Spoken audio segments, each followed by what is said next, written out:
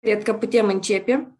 Vreau să vă salut pe toți. Good morning. I think we can begin. I want to welcome all of you who have already connected to our Zoom session. The session can be watched live on our live and on the Freedom House page. A few logistical remarks. There is simultaneous interpretation. Please find the respective button. And for questions and answers, please use the chat and let me know.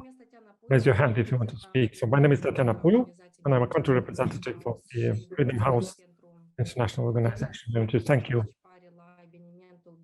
for our interest and participation in this closing event of the Citizen Speak project, participating democratic reforms supported by the State Department, the US State Department. But the goal of this project, which was implemented for 1 year, was to assist the society to mobilize, to shift the balance towards more democratic reforms and cooperation with government. So we want to talk about the relationship with the government, the authorities, the need to further pursue government democratic reforms, the need to better interaction with local authorities as well. So at this event, present with us are Freedom House members, Invento, the Center for Prevention of Corruption, Ziarul de Gardă, newspaper, the Platform for Interethnic Solidarity, and the Association for Human Rights, Flex 21. Also with us today are representatives of the civil society and public authorities, as well as other beneficiaries of the project. So let me once again thank you all for your interest, and now I want to give the floor to our panelists. There are a number of panels with topics we want to discuss. So I want to start the first panel. How we use the role of civil society as an independent observer, defender of fundamental human rights. And I'm going to give the floor to Mrs. Galina Ostan. She's going to moderate the session. She's the Center for Prevention Analysis of Corruption. So Galina, you have the floor. Thank you, Anna. As part of this broad project of Freedom House, our association, the Center for Prevention and Analysis of Corruption, has implemented a project aimed in a similar manner, quite similar. Citizens Speak, the promotion of democratic reforms in the interest of Moldovan citizens. As part of this project, we focus two main aspects related to which are somewhat related to the specialization of our work, and that is the institution of whistleblowers. And I have to say that the whistleblowing institution is a new institution in the justice system of Moldova. A law to that end was passed back in 2018, and our center was actively involved in the effective application of this law. And with support from Freedom House, we have organized a number of training sessions for local public authorities. And I have to say that our center has had an exemplary cooperation with the National AntiCorruption Centre, with the Ombudsman Institution. Also, we provided legal assistance to whistleblowers. Another area we have actively been involved in is contributing to improving the quality of legal acts. We did expert assessment of draft laws that have been sent to the Parliament. So we provided our opinion on those legislative initiatives. Specifically, we expert assessed the draft laws on the judiciary system, the anti-corruption toolkit. And now I want to give the floor to my colleagues. And first, I want to give the floor to Lilia Ionita, project coordinator. She will speak about our center's activities related to whistleblowers. Lilia, you have the floor. Thank you, Galina. Good morning, everyone. Well, on this panel, I want to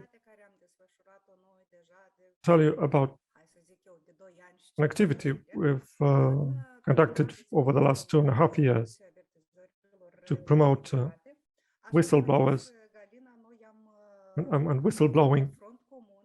As Galina mentioned, we partnered with National AntiCorruption Centre and the Ombudsman Institution to join our efforts in order to raise awareness about the whistleblowing institution. Also, as part of this project, with support from Freedom House, we developed and ran a number of other activities. Like towards the end of the project, we conducted a sort of a screening on how the whistleblowing has been applied and used, and also we assessed the contribution of the public sector actors, as well as of the civil society, just to contribute to whistleblowing gaining roots in Moldova. Because we are all aware that setting up such an institution in a country with certain mentality traditions of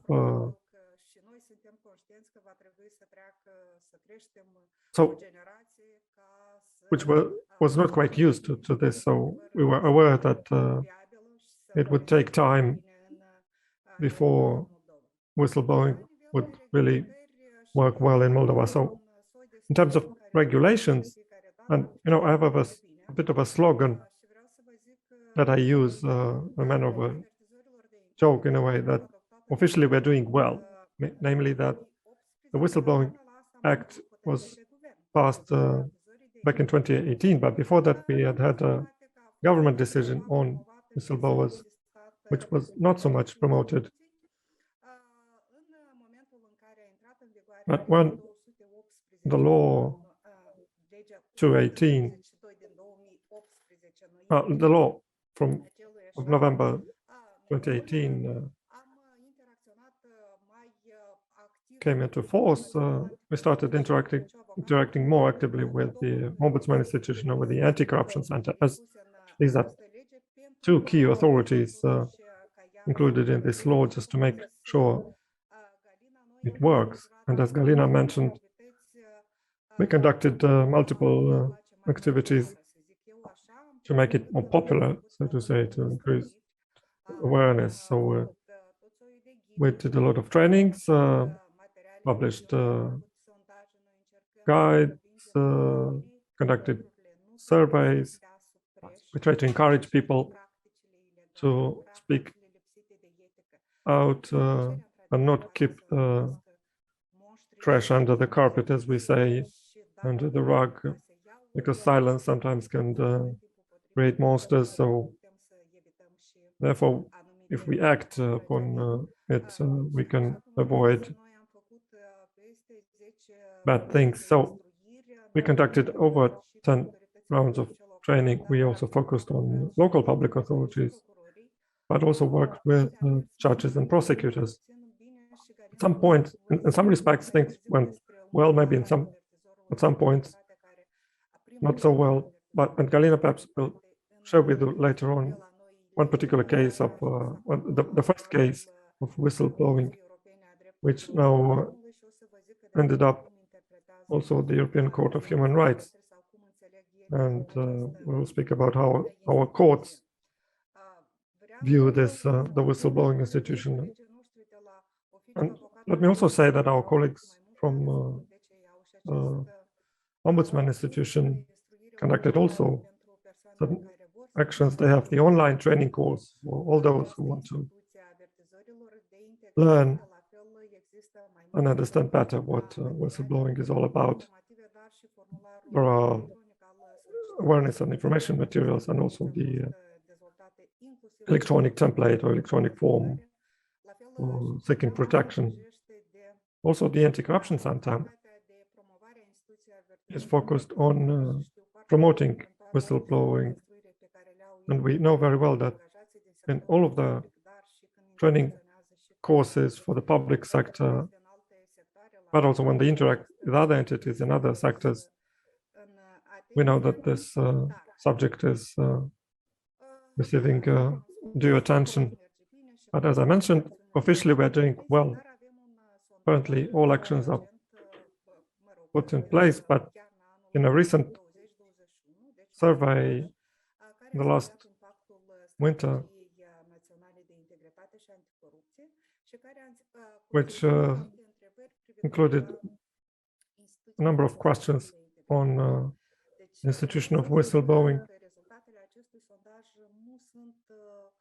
And I have to say that the results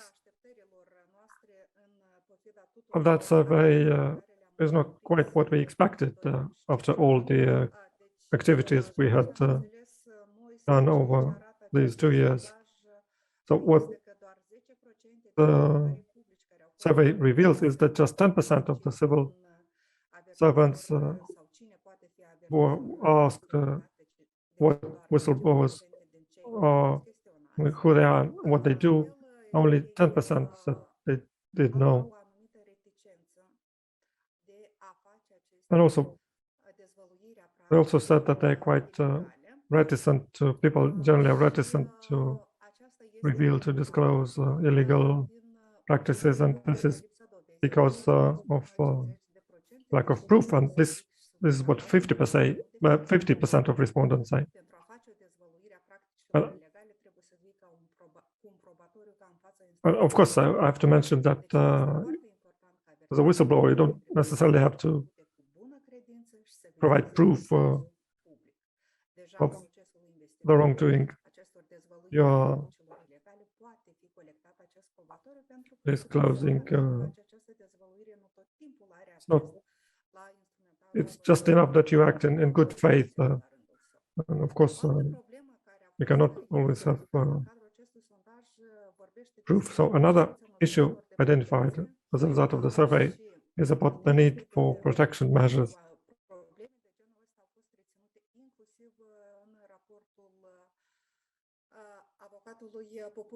And also problems about that were also revealed in the report in the Ombudsman report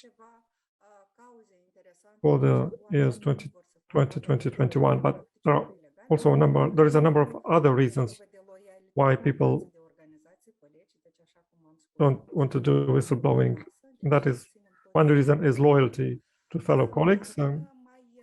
As I said, not keeping the trash under the carpet. But also, they thought that other measures are needed. So we work with a number of whistleblowers. We noticed that it's not always, not in every case, is that when a whistleblowing happens, it is also acted upon or investigated. And perhaps this will have to take the form of a recommendation to the anti-corruption, that for them to look into this activity.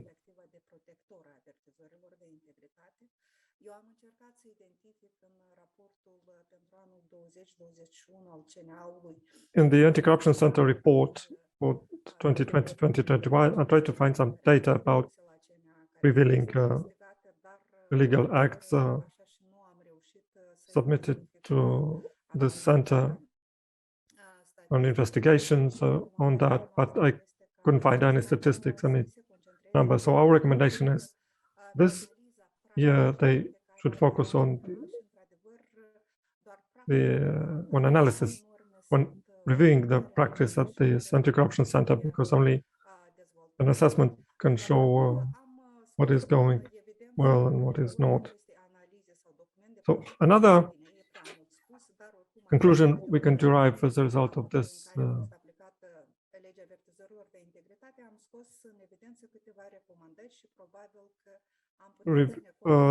assessment or survey, but also, of course, more details can be provided as a result of a thorough assessment. So, but first,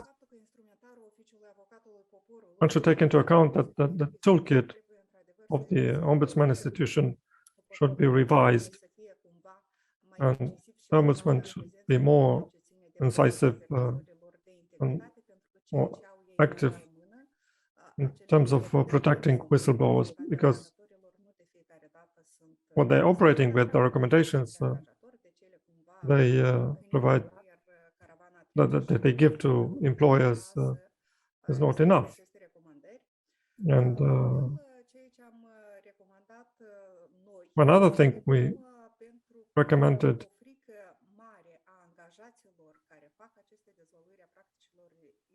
is that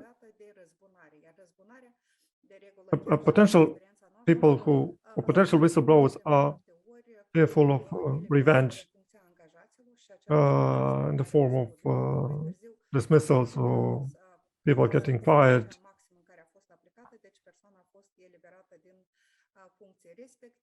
So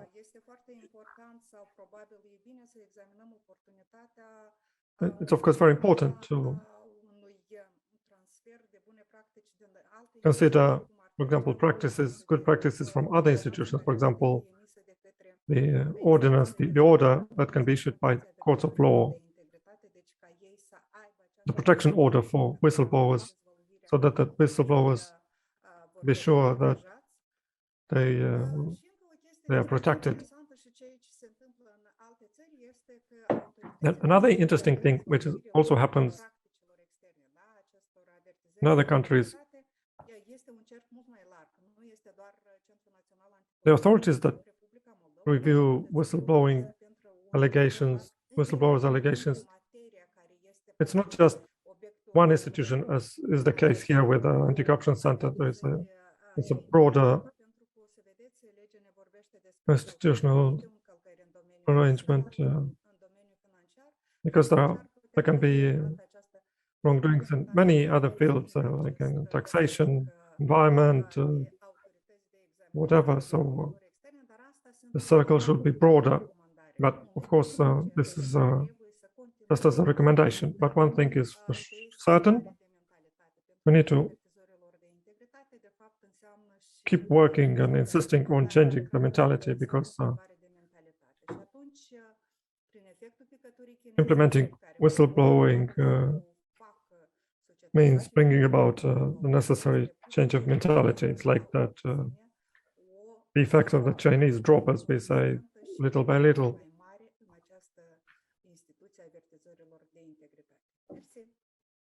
That's it for me. Thank you. Thank you very much for this interesting presentation on the application of the law on whistleblowing, as this is the view of a non-governmental institution. But now, let me give the floor to Mr. Ion Ruteanu. He has been our trusted partner all along when we organized training events and when we looked into some specific and particular situations, trying to help whistleblowers, and of course realizing that this is a new institution. And neither us as an NGO nor public authorities had any experience with it, and we were generating such experiences. But what I want to say is that we've always focused on the interest the protection of whistleblowers. And I want to thank the Anti-Corruption Centre and the Ombudsman Institution for acting in the interest of whistleblowers. Mr. Brutano, you now have the floor. Thank you, Alina. Let me start by thanking the organizers of this event, an important event as we raise subjects and questions which have to be discussed around whistleblowing and whistleblowers. As indeed, this is a new institution in Moldova, and Mrs. Ionita is well aware of the beginnings of this process, as the staff of the Anti-Corruption Centre have received training from the centre's experts in terms of implementing the whistleblowing law, and as to us, it was something new, and we needed to understand it properly. So, as mentioned, it all started by training together with the center, the CNPC, but also, and also every time we mentioned the role of public authorities in promoting whistleblowing and the interest of whistleblowers, we always explain public authorities we interact with about the need to having a person in the staff to deal properly with the whistleblowers and to ensure their protection. As we had the experience of a case, and the Ombudsman Institution is aware of this case. We were notified about the case of a judge who, in a TV program, mentioned some facts that constituted a public warning in a way. But from discussions with that judge, well, he declined our offer of assistance. He didn't want to act as a whistleblower. And as Lilia mentioned,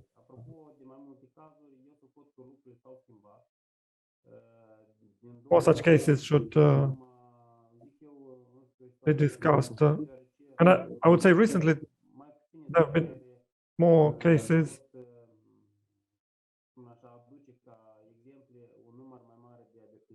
I don't think there are many other countries that can boast a higher number of officially registered whistleblowers. Yes, I took note of Mrs. Ionita's recommendation on the statistics and the number of whistleblowers that have to be part of our reports. I admit that we don't have such a number. But let me tell you that we have about 8 or 9 officially registered whistleblowers at the Anti-Corruption Centre. Just this morning, my colleagues from the combating department talked to me about a situation, about a person who is seeking protection status as a whistleblower. And of course, we are discussing cases internally, and try to see if the information, the allegations we receive affects the public interest. Because many of their allegations, it's just about personal situations, and we refer them to other avenues. In this case, in the morning, it was about someone who got fired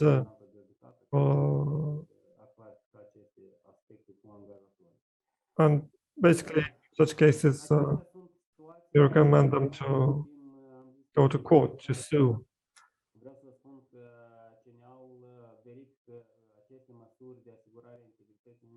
Also here in our Anti-Corruption Centre, we also try to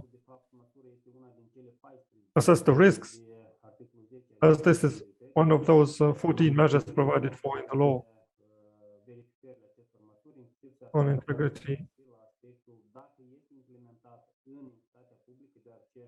Also, try to do such verifications. As for private entities, we can only come up with recommendations. And by the way, we have a quite good collaboration with the Chamber of Commerce and Industry. For 3 years, our Anti-Corruption Centre has organized this competition and awarded this award, the trophy, as we call it, for best policies to ensure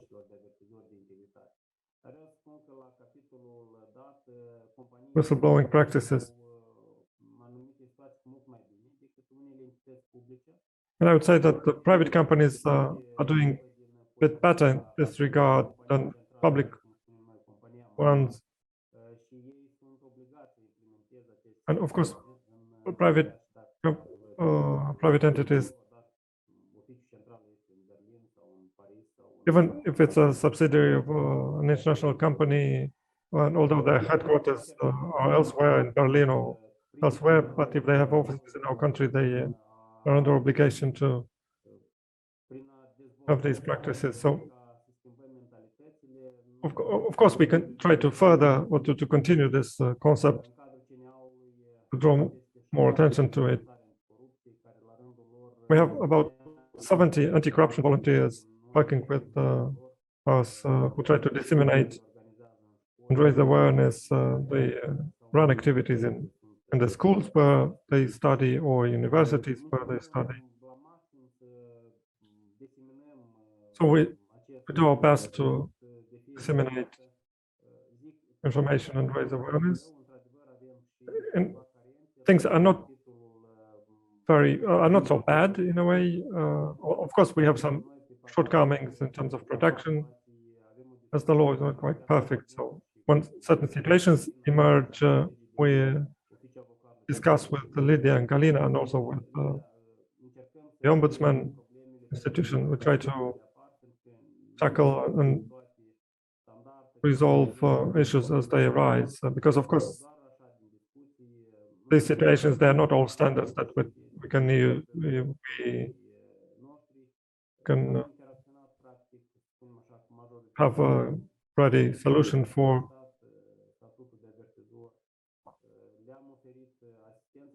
And as I said, to the people who requested the whistleblowing status, we did provide the necessary protection. But of course, sometimes maybe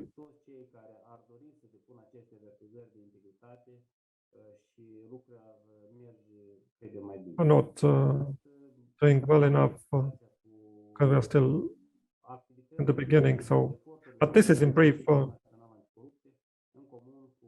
about our efforts and the activities done by the Anti-Corruption Centre jointly with the civil society. And I'm not talking just with the CAPC, but many other civil society organizations.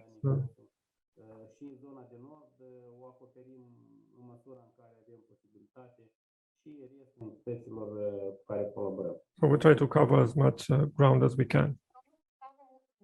Thank you.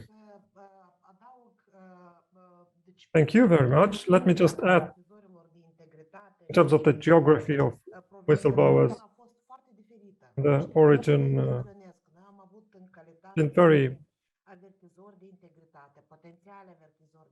different.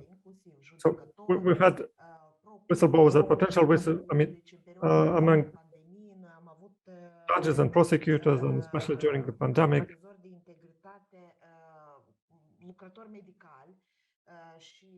There have been health workers who acted as whistleblowers. And we've had situations when our colleagues went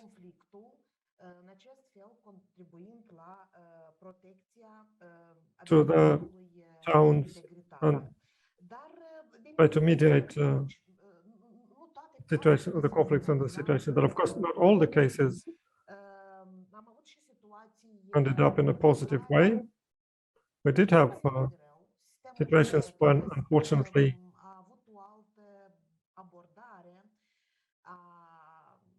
our court system had a certain approach toward whistleblowers.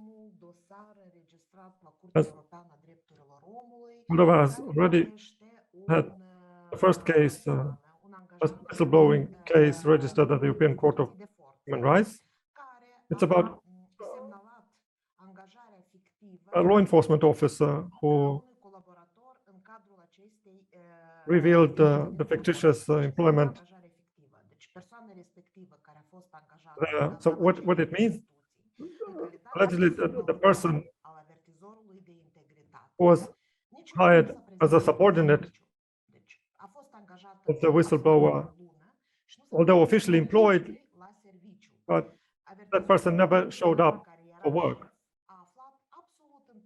That the whistleblower, who was the person's boss, just accidentally learned that he had this officer in his subordination, which he had never seen.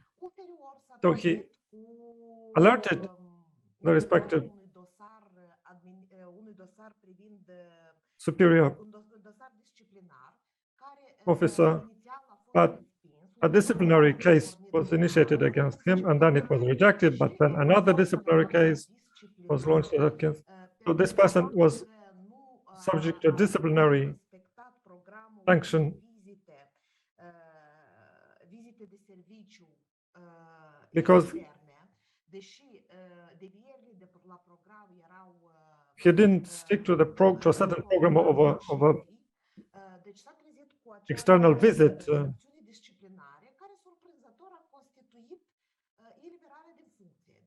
And as a result of that, the person was fired.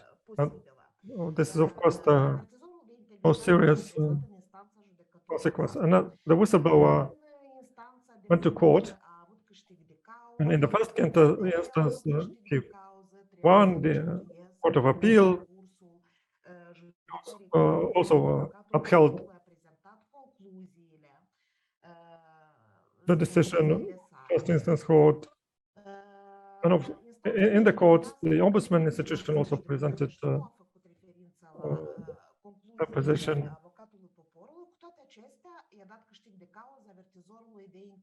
Although the courts didn't reference the ombudsman's position, but nevertheless, in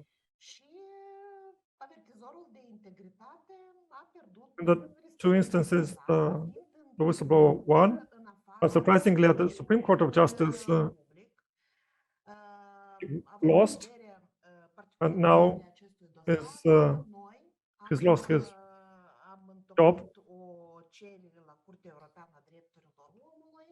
And as a result, I mean, we filed an application to the European Court of Human Rights when we are happy to have learned that the application has been registered, and we will continue assisting the applicant. Interestingly, the Supreme Court of Justice washed the decision of the Court of Appeal and the first instance, although it should not have done so.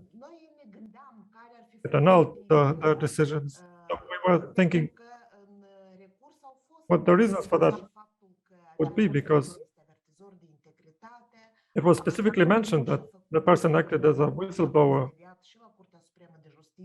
and the ombudsman did their job and submitted their conclusions to the Supreme Court as well. But the way we explain it, that it's just about, in a way, solidarity or turf protection in the law enforcement and unwillingness to generate good practices of whistleblowing.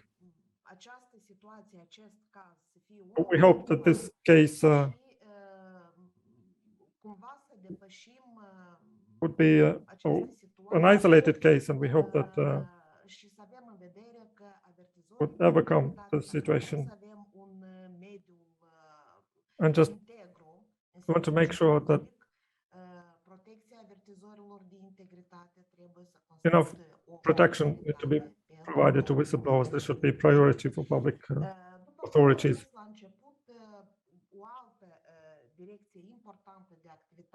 So another important activity in our project was the enhancement of the quality of the regulatory framework.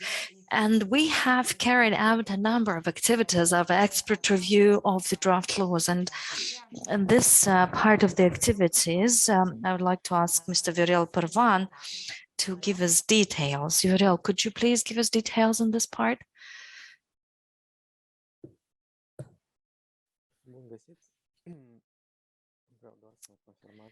Good morning, everyone. I would just like to ask you if you can see my presentation on the screen.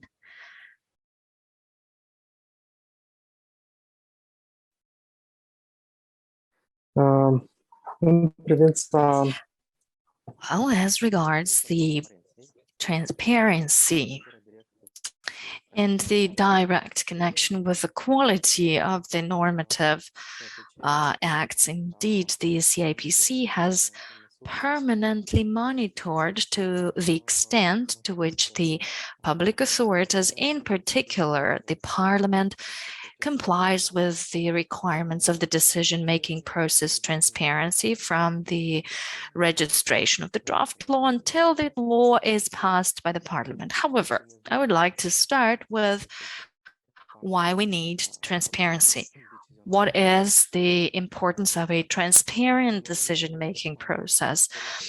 And first of all, it enhances the confidence of the citizens in the act of governance, in the decisions taken by the governance, or in a transparent process. Citizens see the way this process happens. It happens in line with the legal requirements and in such a way it gives credit to the government, and they believe that the decisions taken by the government are the best or are of highest quality, and therefore there's no opposition to respect the decisions which are taken. It also improves the process of communication, and however, this implies a permanent communication between the government and the citizens who own the sovereignty, and they are engaged in this process. And they feel, the citizens also feel useful, and they contribute to having the good legal framework. Transparency also helps the public authorities be more transparent because they are permanently under the oversight of the citizens. And of course, then the institutions will work for the interest of the citizens. Therefore, a transparent process implies also a final, efficient and high-quality legal act when authorities need to know what to do, how to implement the act, and the citizens need to know what are their obligations and rights resulting from those acts. And in this regard, we have quite large and good legal framework. We have laws, transparency, and in the Parliament we have other internal acts that are approved by decisions. And we have this concept of cooperation between the Parliament and the civil society, where we effectively establish the responsibilities and obligations of each of the parties. Actually, we have more obligations on behalf of the public authorities, and we have a range of obligations on behalf of the civil society. Well, we have tried to see or to look at some statistic data that would help us look at the overall picture of how transparency requirements are complied with by the Parliament. And this exercise helps us see whether there are certain gaps in this process in the Parliament with the engagement of the civil society. So this exercise is actually about monitoring the website of the Parliament and the drafts posted on the website at an interval of, and we looked at this 3 months interval, 1st of September until December. End of September till December. So there had been 143 draft laws registered on the website of the Parliament, of which, well, since this exercise had been done in the beginning of March, we have checked how many of them have been passed in the first reading and in the second reading. So 93 draft laws had been reviewed. 93 has been voted for in the first reading and 77 in the second reading. So what we aimed at, we wanted to see whether these draft laws are passed in a rush or in a very swift manner, because we have seen many cases when the Parliament insisted and pressed on having, well, in a number of circumstances, the Parliament rushed and approved or passed some draft laws in a very swift manner. We can see this in the statistics. So out of 93 draft laws which had been passed in the first reading, over 50% had been passed in a term of up to 15 days. Then 15% were for 30 days, and 1/3 of the projects had been passed in more than 30 days. The worst thing is that a draft law, since the moment of being registered before becoming a law, 25% of such draft laws had been passed in a term from 1 to 15 days. And we know that these rigors of transparency imply, first of all, the provision of the possibility to the citizens, to the public, to come up with proposals and recommendations. And here we also have this timeline of 15 days so that the citizens can, or the public can engage in this process, can come up with ideas, can identify gaps, and can come up with solutions. In particular, here we can see that the Parliament has ignored and has not provided to the citizens this possibility to come up with recommendations, but actually revised and passed the draft laws in a very, very limited timelines.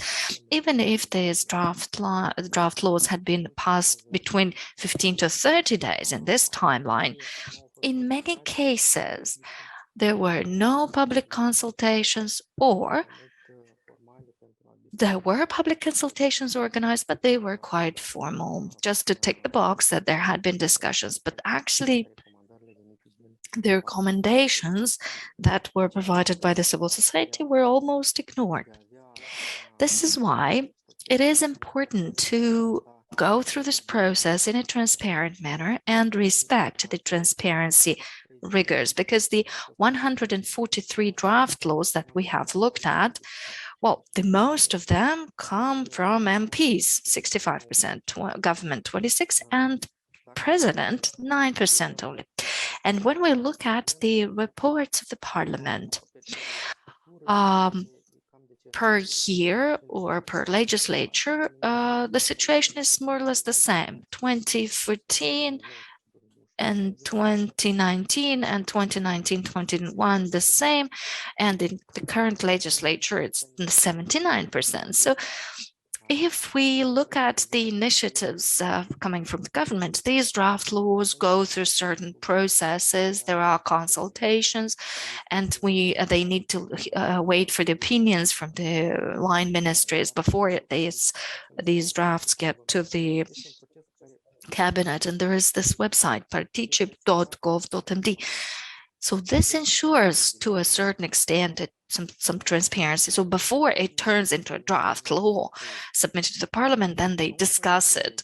A draft law, a legal initiative of a member of parliament, does not go through all of these stages and procedures. And when a draft, or 79% of proposals, draft laws, come from the members of parliament and they are approved in 15 days, we can imagine that that draft law cannot be called a draft which has been through all processes and all the necessary filters to have, in the end, a good and efficient law. Looking at the reports of the parliament, with regard to the consultations,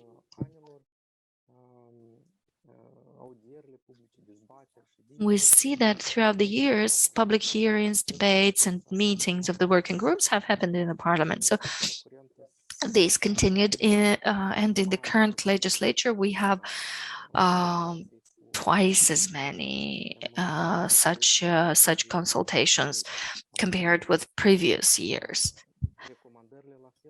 So the recommendations too, there were more recommendations in 2021 coming from the civil society. However, if we look at other figures too, we'll see that the situation is not so good actually. And especially if we look at the recommendations which had not been taken into account, we see almost half of them had been put aside, and only a little part had been taken into account by the parliament. And if we look at the end, when a draft law goes through all the procedures, the committee has the obligation to publish the results of these public consultations, to make a synthesis of all proposals, of what is being proposed, if it has been taken into account or not. If it is not taken into account, we need to know why not. Looking at the website of the parliament, we will see that out of 93 draft laws which had been reviewed in the first reading, 36 of them have such synthesis, about 40%, and 57 don't have these synthesis that would be posted on the website of the parliament. So it's 40 to 60.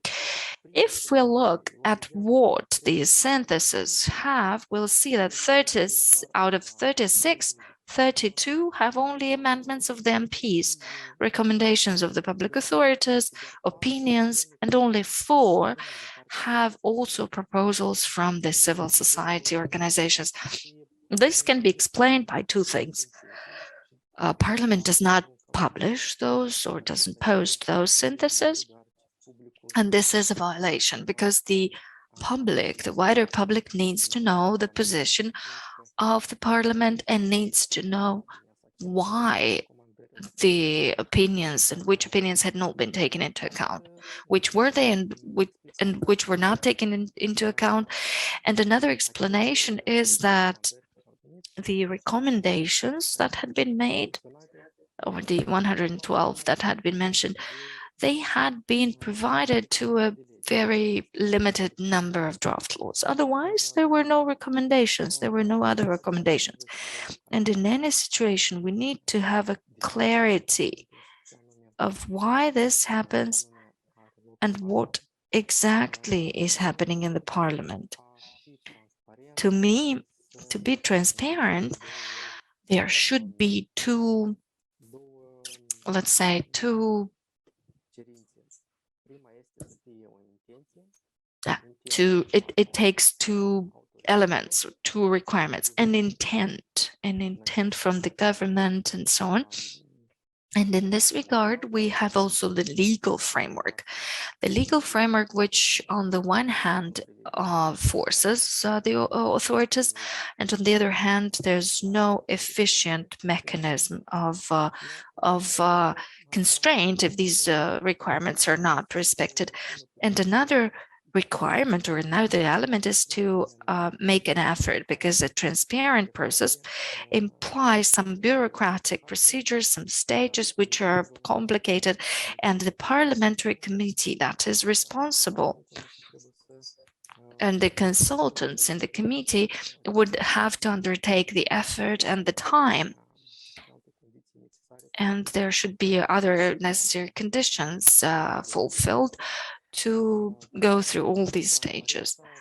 Transparency is certainly an advantageous process for all participants, and transparency is a win-win process where both the authorities, the parliament, wins trust, as well as the citizens. They win by being heard, being involved, and in the end, we all have a high-quality normative framework with norms which can be implemented and enforced, and that would lead to a strong rule of law country. Thank you for your attention. Viorel, thank you indeed for this exhaustive presentation of the on the extent of implementing decision-making transparency at the level of the parliament. Now I'd like to offer the floor just really quickly to Mr. Porteanu, and then we'll continue according to the agenda. Galina, thank you. I just wanted to add just a little bit that the National Anti-Corruption Centre conducts the anti-corruption review,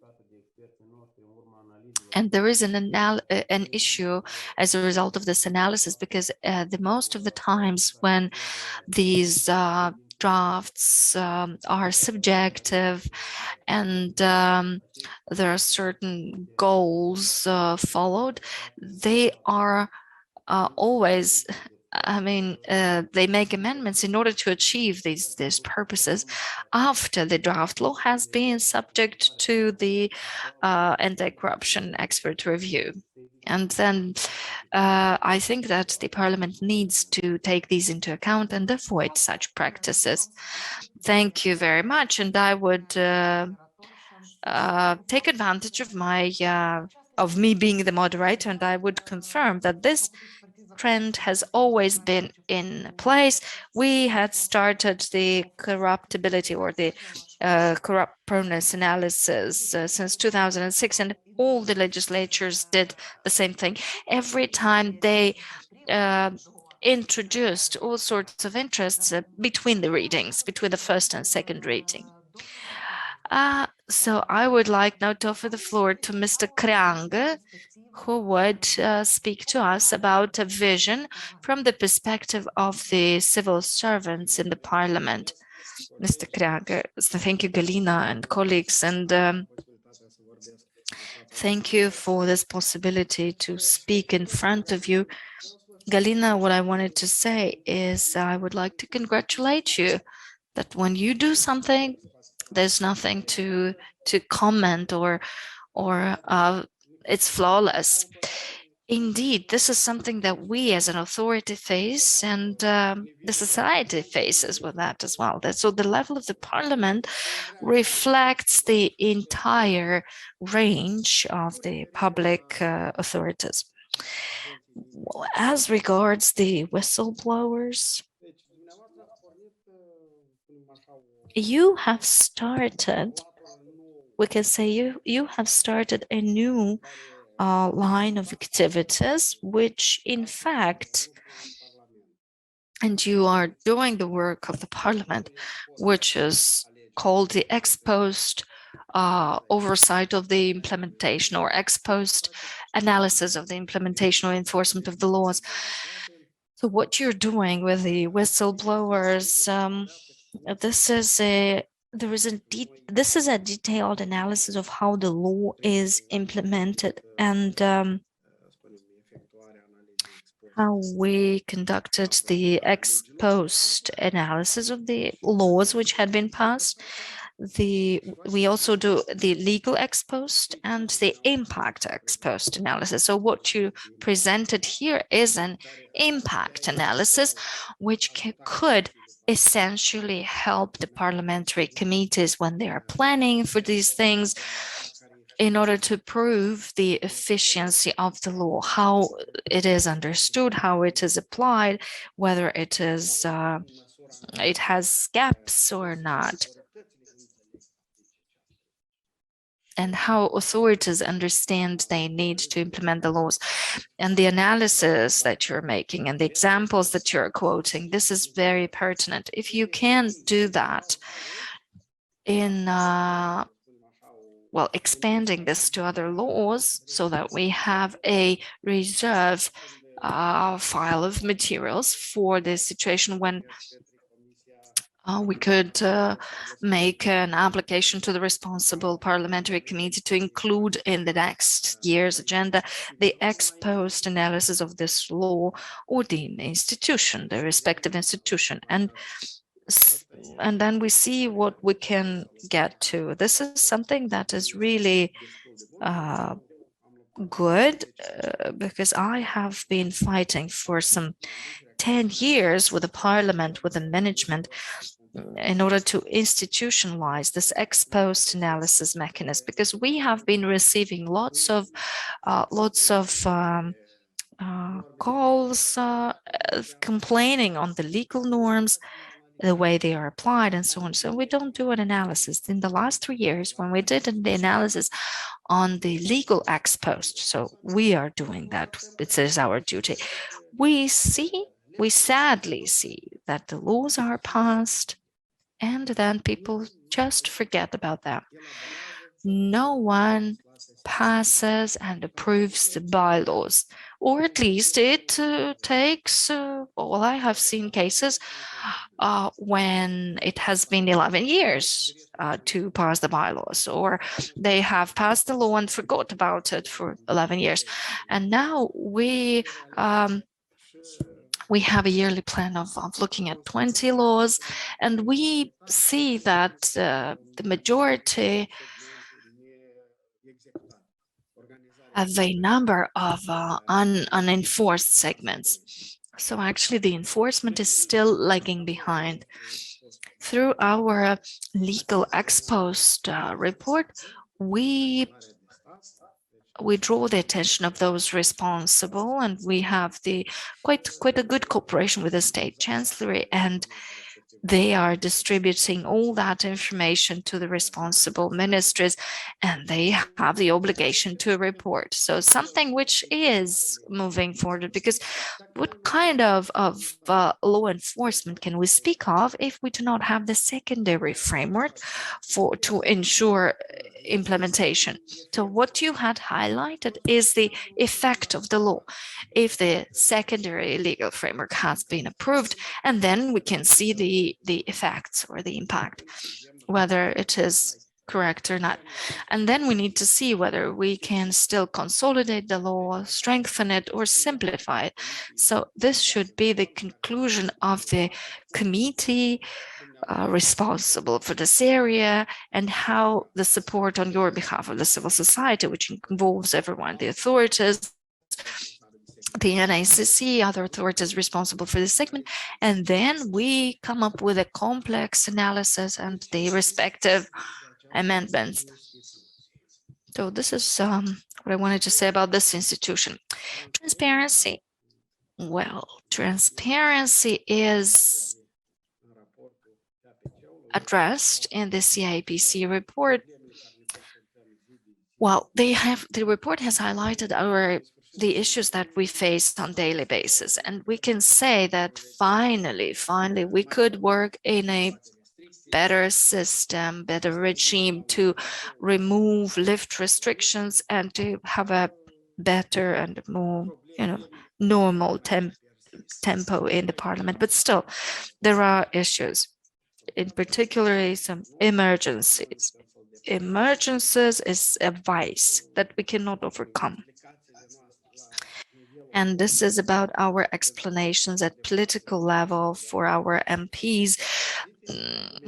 These arguments are not always heard, and the haste and the pressing which is made on the MPs from all sides, from the government, from other side. But as Mr. Pervan has mentioned, that 85% are the MPs' initiatives. What do the MPs have to do with initiatives on the government segment? Normally, it should be vice versa. 20% of the proposals or legal initiatives should come from the MPs and the 80% from the government, because the right of legal initiative of the MPs, I think, is as a constitutional acceptance reserved for the MPs in the opposition, and because they don't have any other tools for an alternative, and this is their alternative, this is their fighting tools. And in this respect, the opposition can generate 15 or 20% of the drafts that, and then they can, put them forward as an opposition to the drafts from the ruling parties or ruling factions. I always have been criticizing MPs, saying that don't make arrangements with ministers, don't accept their proposals to take the draft laws through the shortcuts, because in the government, these draft laws have to go through a quite complicated, long process, engaging all ministries, all authorities, and the civil society also has access. So the projects are fine-tuned. Their quality is much better thanks to this process. And when it comes to the parliament, this draft law is already, in a way, processed. If it comes from an MP, you cannot make sense of that draft project, and then everybody gives their negative opinions. They make proposals, they make reframing of the wording and so on, and then the draft law is changed to 80 or even 90%. So as an idea, the concept is still there, but the wording, the text is being revised, is changed because it's poorly prepared. And this generates quite many problems. And another problem is about the amendments. Nobody looks at the amendments. We don't see amendments. We see amendments after they are voted for. But after they are voted for, you can do nothing. Right now, we have this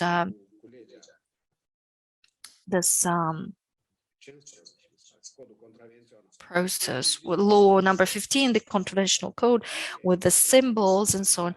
There's huge pressure to take it forward, but there have been some 6 problems which came up, which have nothing to do with the symbols, but we need to address them. And the law has been voted in the final reading, and now we don't know what to do. To write a report to the president, not to promulgate it, to turn it back, or to have a legal initiative to remove the mistakes by means of another law. Or so there are such issues, but this is generated by haste, because this haste makes things worse. And of course, we need to contribute essentially to encourage MPs to respect the elementary conditions which are provided for by the rules of procedure of the parliament.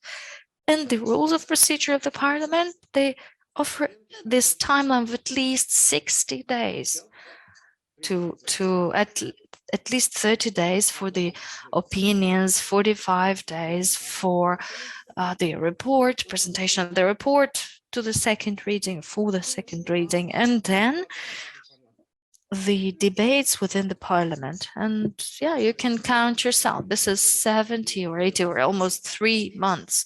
We must have 3 months. at the disposal before the law comes into the parliament.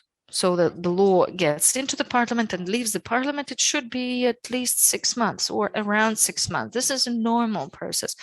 But when the draft comes and is passed in 3, 5, or 7 days, not even the specialists in the parliament have the time to read it. And this is a problem that we are seeing, and we need to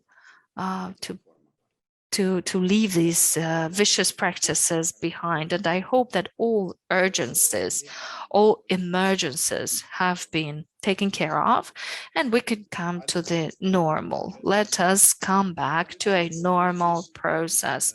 Let us put aside the amendments and the initiatives of the MPs.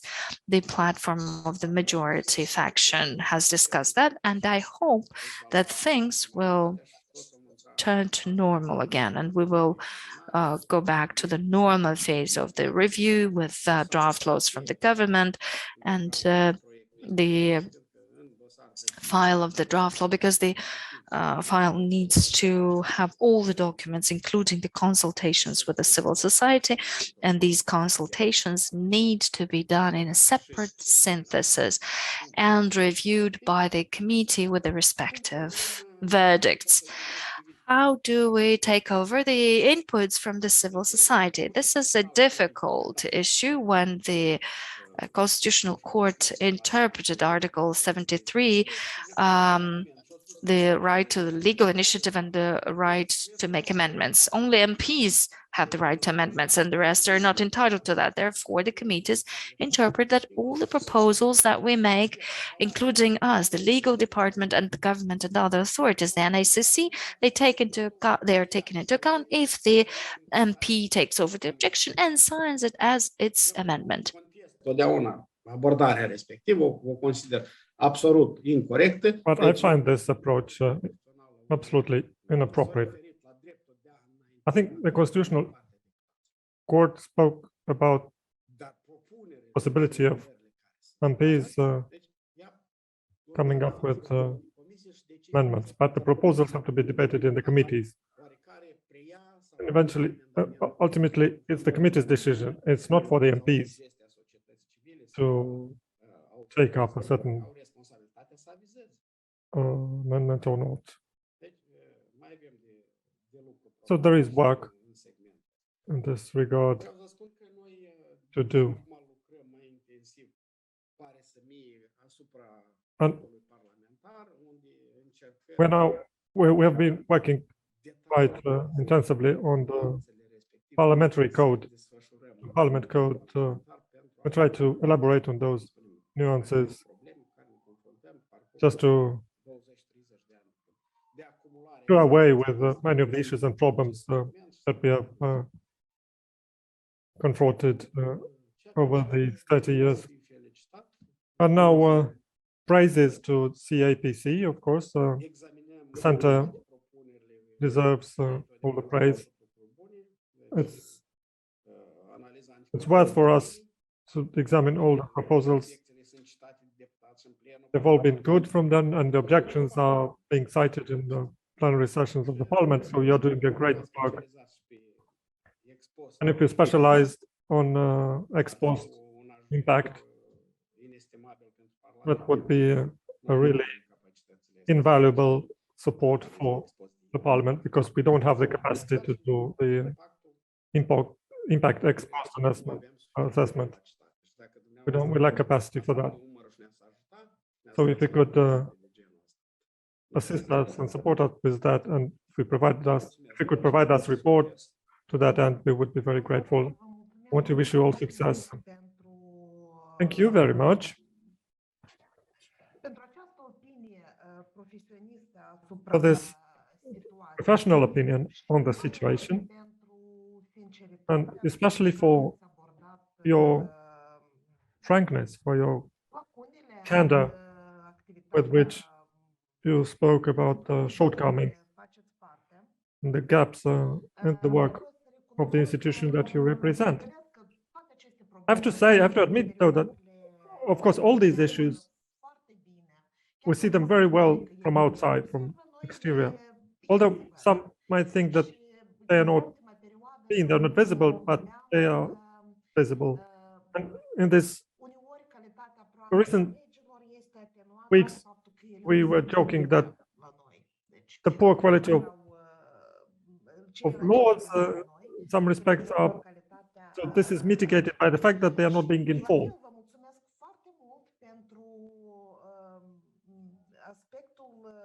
Let me also thank you for sharing with us your opinions on those members of the parliament who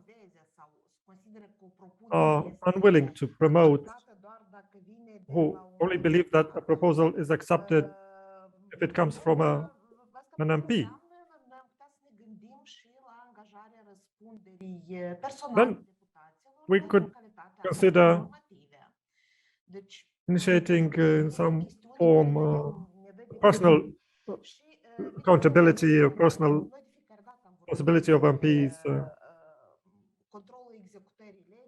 Of course, we always speak about the control of the enforcement of laws. And for sure, we will actively get involved in the ex post assessment of laws. As these were the conclusions of our center on the protection of whistleblowers and the effective application of law on whistleblowers, and with regard to enhancing the quality of normative acts. Should anyone have any questions, we are ready to take them.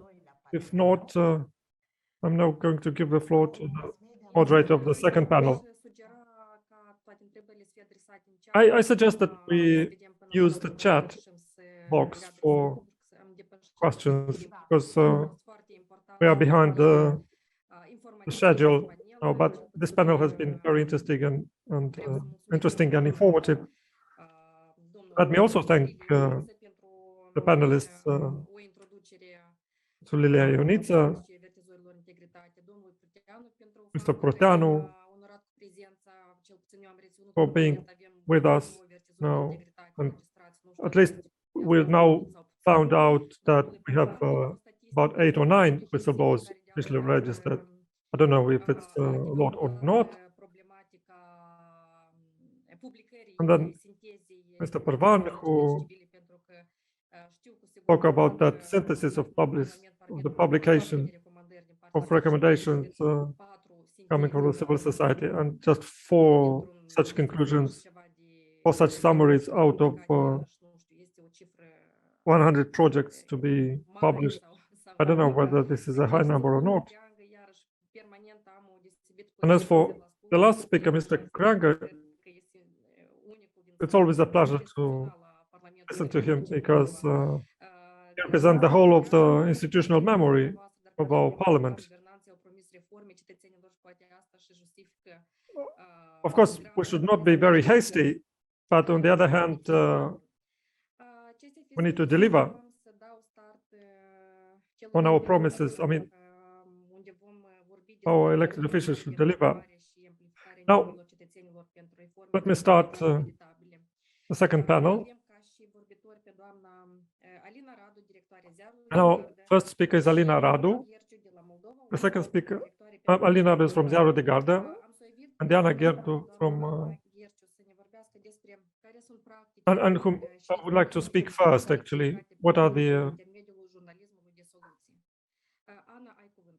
democratic tools as seen from the perspective of the Journalists for Solutions? Yeah, thank you for this invitation. It's been a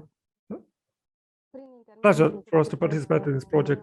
Initially, we wanted, by means of this project, to promote solution journalism and explanatory journalism as well. But before I start presenting the materials we produced as part of this project, let me explain what solution journalism or solution-based journalism is, because this is like a new concept in the Moldovan press.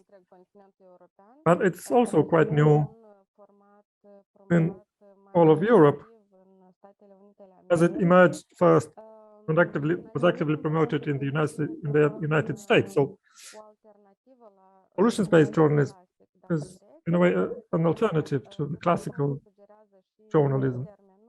As the name suggests, it focuses on solutions that work, and it operates with quite high rigors, quite rigid, I mean, quite high rigors, because it's not just about success journalism that people are used to, about writing nice words about projects funded with European funds. Well, solutions journalism suggests also ways to overcome a certain issue and also indicates certain drawbacks of that solution, because there is no perfect solution. A solution-based report is not a success story, as I mentioned. So the materials we produced, 24 such materials or reports, of which 8 are solutions based reports, because in some of those investigations there was not enough information in public sources, public databases, and also coming from authorities. And some information is not there, it's just missing, not because of bad intention, but due to lack of vision on the part of public institutions. And as our institutions don't even ask themselves the question whether they should analyze or look into certain statistics or numbers or not. As for other kinds of information, it was difficult for us to analyze because I'm talking about the information before the digitalization of public information. And the other, like 16 materials, are explanatory reports, which are somewhat related to solutions-based journalism, but they also focused on democratic processes.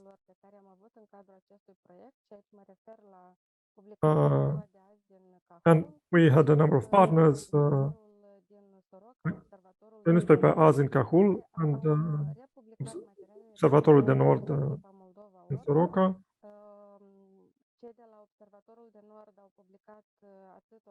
The colleagues from Observatorul de Nord published online and in the print version materials. And as a result, at least online, we have about 46,000 views. And I think this number will grow, because those materials, those reports are not related to just some current affairs, but they are rather some guidelines or some orientation for fellow citizens who want to tackle problems in their communities and seek solutions or models to follow, so as not to repeat the mistakes in other communities where such problems were solved. Now I'd like to show you, to present to you some materials we have produced.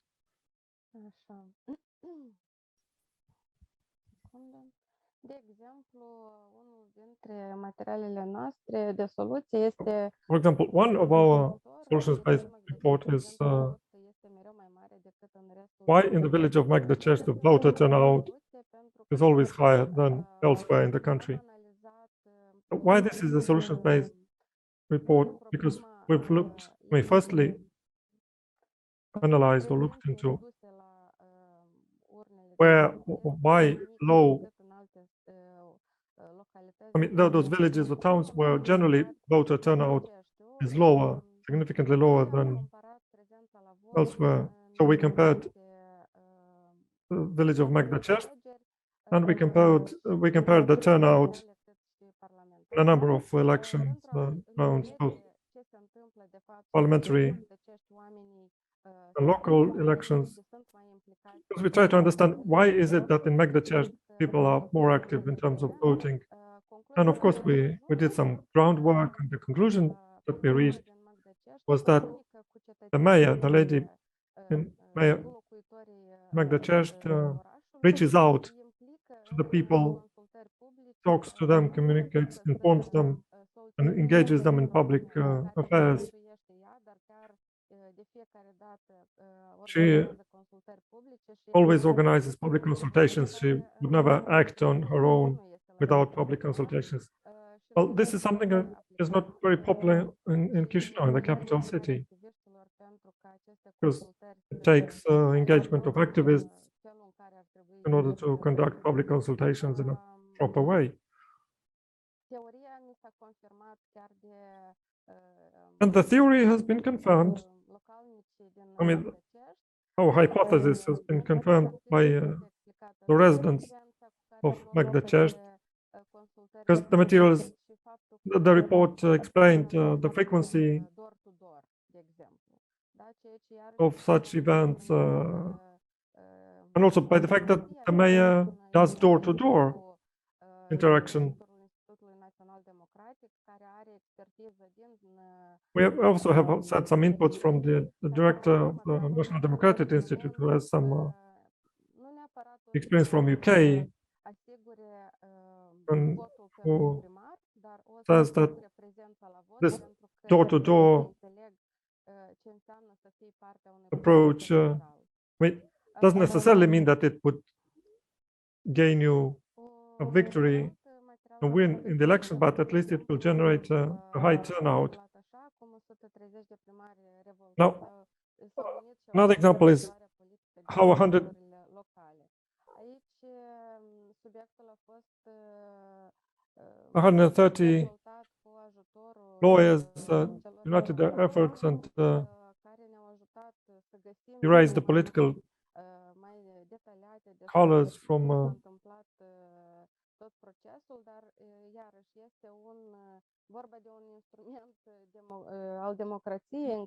so this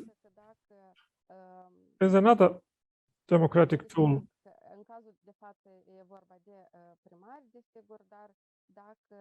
Of course, in this case, it's about mayors, but generally, if members of a community join their efforts and turn to respective public authorities who might resolve an issue, then that issue would get solved.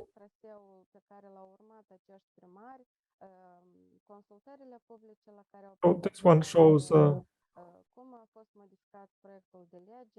the consultations that were conducted, how the draft law was passed and the limitations due to some political aspects. Now, another example is about the community in the village of Hanasen, who also, by joining their efforts and showing interest in the work of the local council, they put pressure on them and resolved a number of local problems, specific ones. Another example is from a high school in Stefan Voda, where they have optional classes, optional activities, and that, namely, that's debates.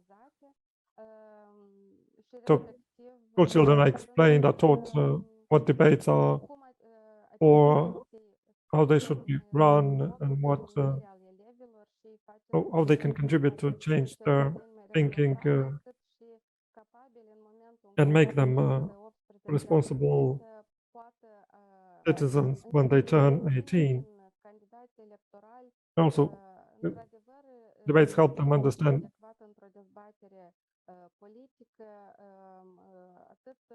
which of the political candidates they behave adequately during campaigns and so on. Also, this tools of debating, this tool of debating is a democratic tool of democracy that should be used broadly, and also by members of the parliament, perhaps. So this article describes how the debate sessions have taken place,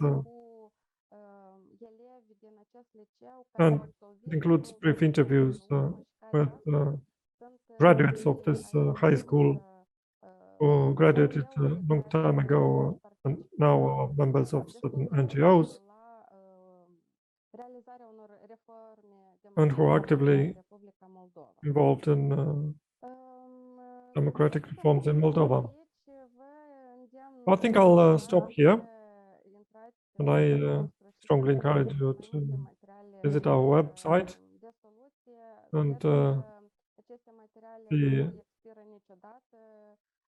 other solutions-based reports. Because they're always topical, they can be read a long time after they've been published, because they're good for our citizens to encourage them to get involved, but they're also good for NGOs and public institutions. Thank you.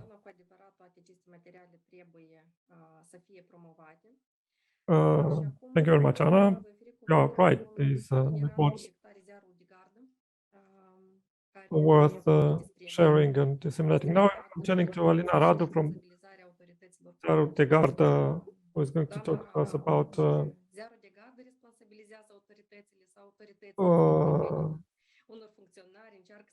revealing cases of corruption and holding civil servants to account. Yes, thank you.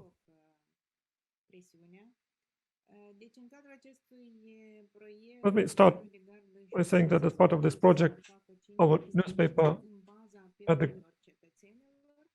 goal to conduct 5 investigations as a result of citizens' complaints or tip-offs. And eventually we ended up with as many as 50, not 5. Because in the initial articles, we sort of branched out and followed up on those investigations. And the good part is that in all those 5 initial investigations,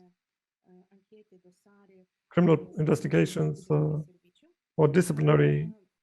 job disciplinary procedures were initiated. Let me try to share my screen so you can see.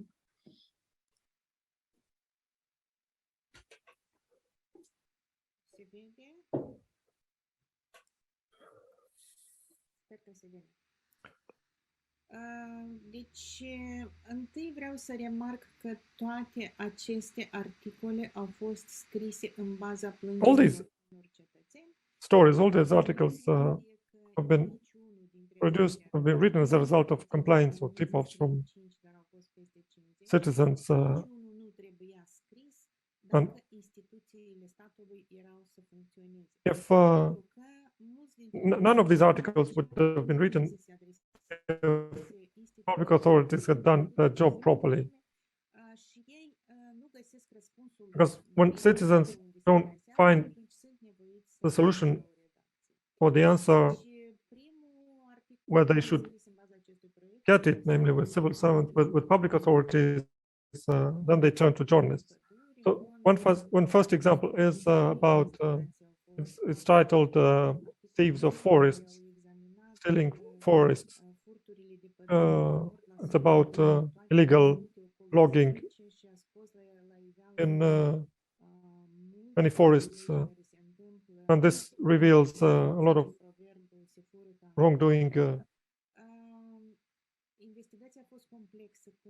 So this was quite a complex investigation with lots of proof. It all started from calls of a number of forest keepers who complained, and some of them have been fired. Some of them tried to talk to the bosses and alleged wrongdoings, but nothing happened until we published our investigation. The first, after the very first investigation we published, some effects followed, some outcome. Apparently, Molt Silva, the forestry agency, announced that it would initiate some internal investigations, and some officials in the government said that they would be following the situation. But in the meantime, our reporters received threats, and we wrote about this as well. One of the persons against whom wrongdoing was alleged tried to run over with his car over our reporter, tried to hit him with a car, and threatened that he would hit him with a metal bar or something. But after that, nothing happened. And actually, 2 criminal cases were initiated against us, but we never gave up. After these investigations we published back in June, our newsroom and our reporters followed the developments, and you can see here that in August and September, and also was latest November and December, our newspaper continued writing about the developments, about what's going on. Some good things happened, though, as well. Number of officials in the Molt Silva agency quit their jobs. Some of those who were dismissed were reinstated by court decisions. And also, one presiding judge who was apparently involved in this retired on his own initiative. So there have been some developments. And just recently, in February, the Minister of the Environment, based on the investigation initiated by the Minister of Environment,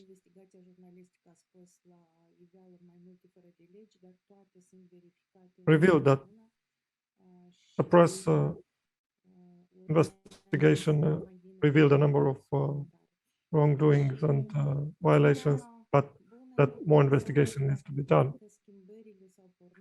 Well, at least some changes started, some things have happened. As we started this investigation back in June last year, and it coincided with government changes, government reshuffling following the elections, parliamentary elections, and a lot of officials changed. And of course, we as citizens, we are not happy, we're not satisfied with the outcome.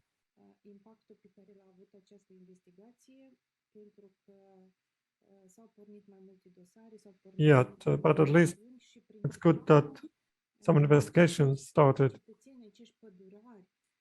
and it's good that these forest keepers, those citizens who blew the whistle, wanted to do that, and we regard them as whistleblowers because they wanted to reveal some wrongdoings, but on the contrary, they were punished and our newspaper tried to help them to be on their side and support them and go public with these cases. And as a result, one of the forest keepers has been reinstated in his job, and he keeps monitoring the situation there. This is definitely a success, a good thing, a good development, and a success in this particular case. Now, another example I want to share with you, another story, is we received information about the forging of COVID vaccination certificates. When it happened during the pandemics, when it was important for people to get vaccinated and get a certificate. Of course, some people who wanted to take advantage and profit out of that, and many of them worked in state institutions. Now, our reporter managed to get such a certificate without getting vaccinated. And our reporter already had a shot in Romania and had a certificate. And now, even presently, Moldovan authorities don't know what to do with this false certificate, because an investigation was started based on this case, a number of such investigations. One investigation in that medical facility where it happened, where the certificate was issued and registered, and then the AntiCorruption Centre also launched its investigation.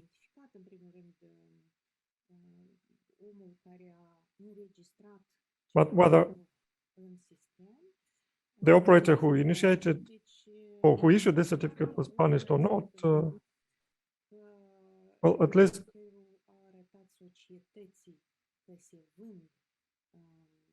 it was good that our reporter revealed this situation, that forged false certificates were up for sale in a way. And then some other investigations followed, and other forgers of other people who forged the certificates also were revealed. This was the good part of this, the result of this report. La un act de mare justiție, pentru că noi considerăm și toți consideră că falsificarea unui act medical poate fi echivalat cu o crimă, căci atunci nimic nu mai are sens pentru ceilalți. Încă o istorie destul de interesantă. Noi chiar eram un pic sceptici dacă să o preluăm sau nu, pentru că avem foarte multe solicitări de la cetățeni și nu reușim să răspundem la toate plângerile. Dar aici era vorba de mai mulți tineri care s-au pomenit estorcați de bani în cazul unei piramide financiare și am zis că probabil istoria e doar pe interesul celor care, câteva sute care au ajuns să fie recomaniți în cadrul acestei piramide. Nu suntem siguri că publicul larg va înțelege această investigație, dar de fapt a fost unul dintre cele mai citite texte și vizionate investigații pe portalul nostru și chiar mai mult decât atât, foarte mulți tineri mi-au scris că ei au început să citească ZDD după această investigație, adică s-au simțit parte a unei redacții care abordează și problema lor, a tinerilor, adică... Sorry, I thought my colleague took over. So, it's about pyramid of false promises. This article, it's about a scam when people were defrauded. această investigație și partea bună e că chiar recent această piramidă a fost destructurată și And the good part is that this pyramid was despăgubiți, dar cel puțin alți tineri nu vor fi this cashback scam was dismantled. And those who tipped us off încrezători în ei și pentru că tinerii nu prea cred nici în presă, nu prea cred told us afterwards that they felt vindicated in a way, and they were satisfied with our reports. pentru că s-ar putea să se rezolve. Mai mult decât atât, am avut și noi participanți pe contul nostru de Patreon, adică am avut patroni noi care au zis mi-a plăcut ce ați făcut și vreau să vă susțin. Deci iarăși e o dovadă a legăturii noastre cu publicul și faptul că cetățenii se simt. It is a proof of our connection with the public and that the citizens are interested to participate in this and participate in the societal affairs. And another investigation referred to a judge which did not declare her revenues, and the reporters of the Ziarul de Garde have noticed that she's using a luxurious, she lives in a luxurious apartment, but it is not reflected in her statements. And Ani has tried to start an investigation, and they have started some procedures, but currently this is not continuing because the judge challenged our actions, and now we need to wait until these would be passed in the final. There would be a final decision on that, and this time we are optimistic and glad. When Ziarul de Garde was in the attention of public institutions, including Ani, and this case has also been in the court, and I'm sure that the judges will also speak on how they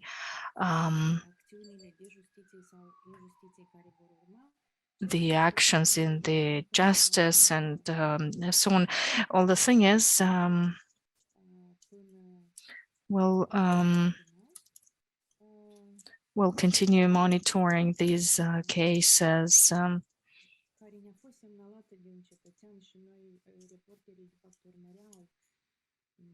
And we have had signals from the people, and citizens have communicated very interesting things, and of course the reporters always double check this, and but the verifications have confirmed it's about the head of the division at the NACC, and we hope that the NACC is an institution into which people would have confidence, because if a person works for this public institution and the behavior disappoints the citizens, then the citizens stop believing in the state institutions and so on. There have been a number of follow-up stories taken on these, written about this case, and there have been some processes started. They have been detained, and then they would challenge the decision to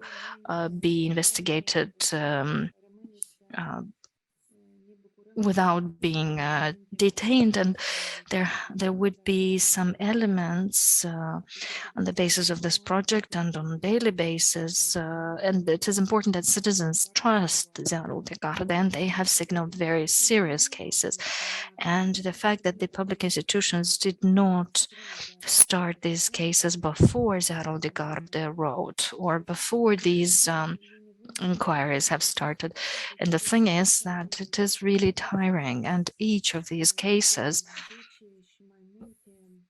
have we have written more than 10 of texts for each of them, follow-up texts, and it is important for the authorities to respond, not to leave the cases in the shadow and not to put them aside, but because, and the authorities still need to work to win back the confidence of the citizens. I only wanted to say that during this project, Ziarul Garda has got even more confidence from the citizens, because these stories had been published in printed form, and our website has become very known. And this is a victory not of the Ziarul Garda, but of the citizens, actually.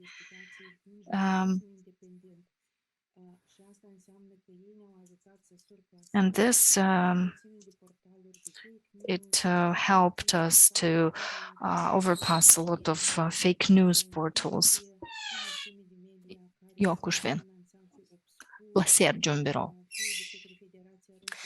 And this is about the Russian Federation and the toxic political entities in the Republic of Moldova. So the purpose of this project, to my mind, was that actually we have achieved more than what we have dreamed of, and citizens have felt their voice being represented, and their voice has not been only heard, but the authorities decided in all 5 cases to respond and to undertake the necessary measures. The only thing we need to do now is to follow up on these cases and many other cases, not just these ones, because it is important that we follow up on the information from the citizens. Thank you.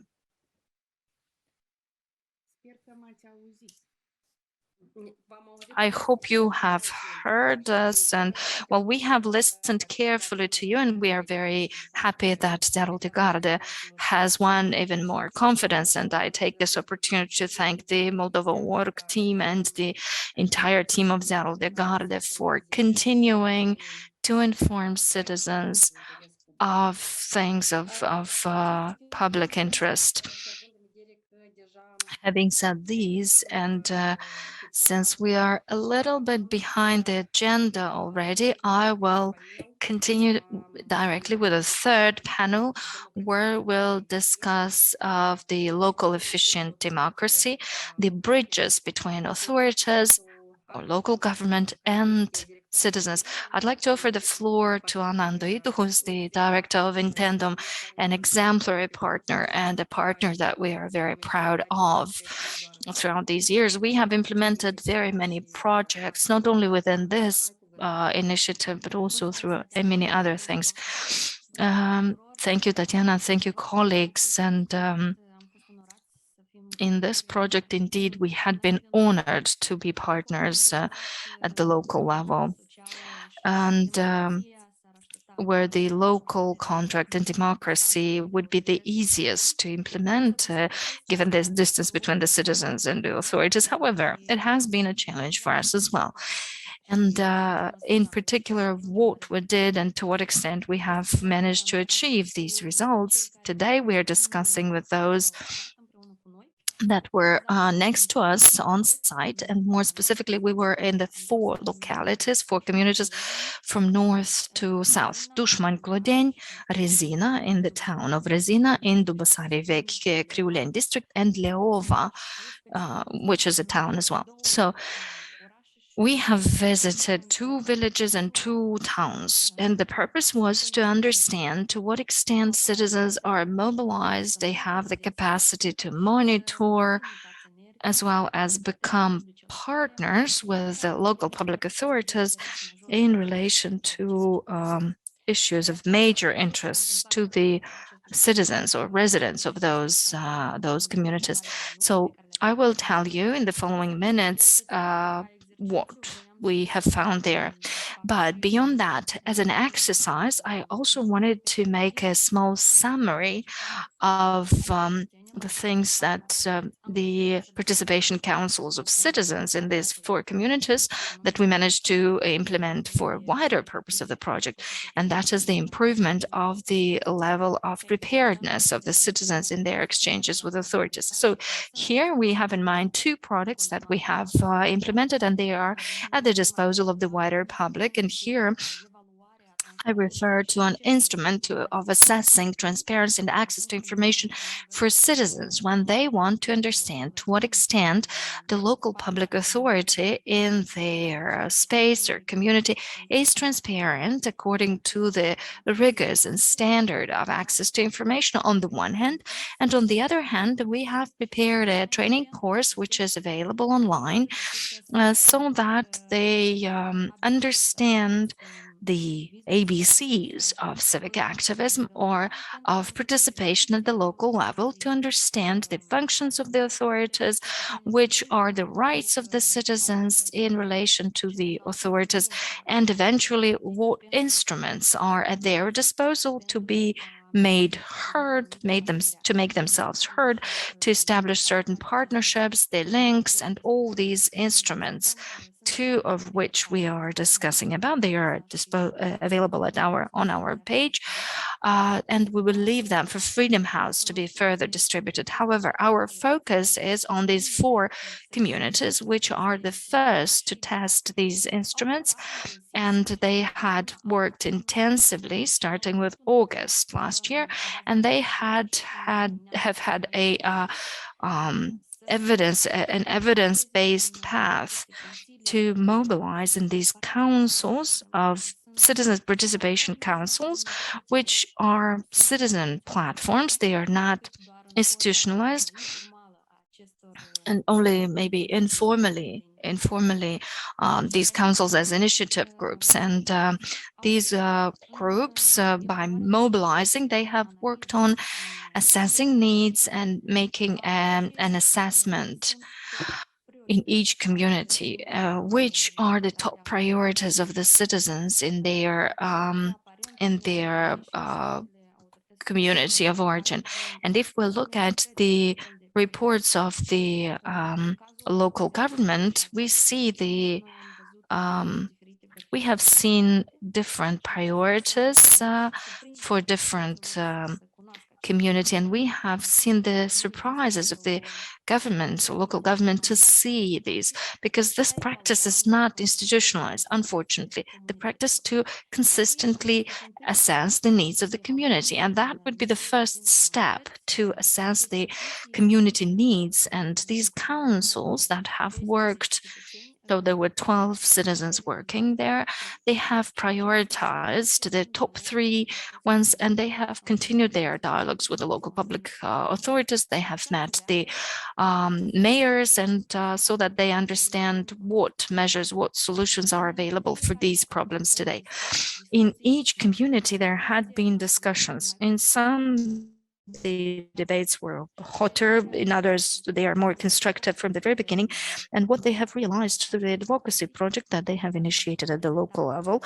So we will present that as stages.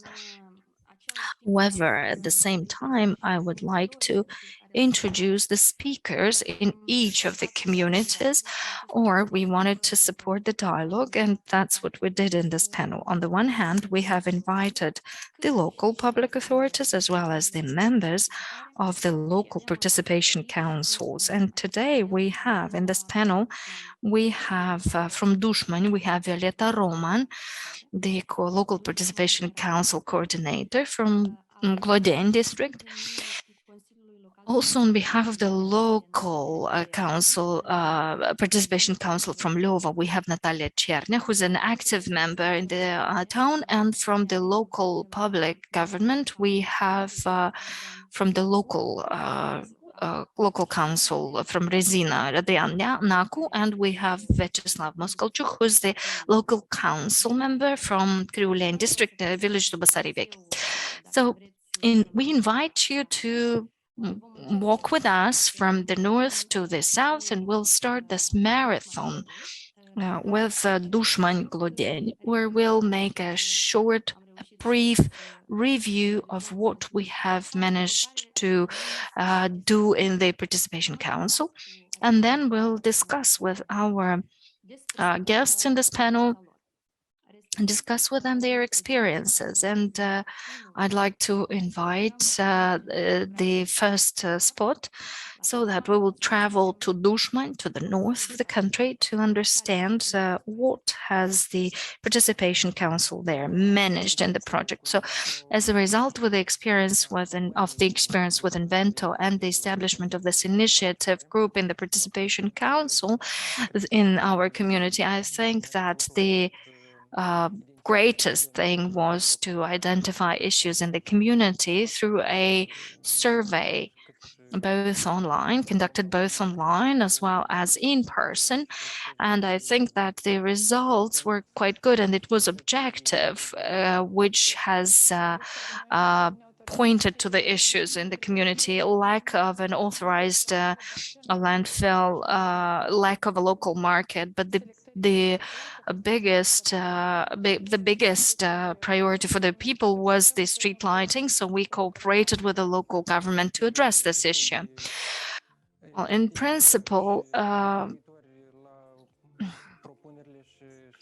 the local government was very receptive to our interests and proposals. Yes, there were some reserves still. However, thanks to the initiative groups established in our community, the mayor's office can be closer to the citizens or residents of the community. We are grateful to the initiative group and will try as quickly as possible to address local issues. The cooperation with the city hall and with the municipality went quite well. From the very beginning, we were accepted as a support for the good operation so we need to achieve a lot of things. We need a good road in the community. We need water supply and sewerage. We have water supply, we need sewerage. And this is the most demanded by the community. And the next steps would be to register an NGO that would deal with local issues, would address local issues. The mobilization of citizens is a precondition for democracy. And in Dushman, the municipality, the local participation council is a proof of the success of the mobilization of the citizens when they have identified local problems, and they have had consistent dialogue with the city hall to address, or the municipality to address it.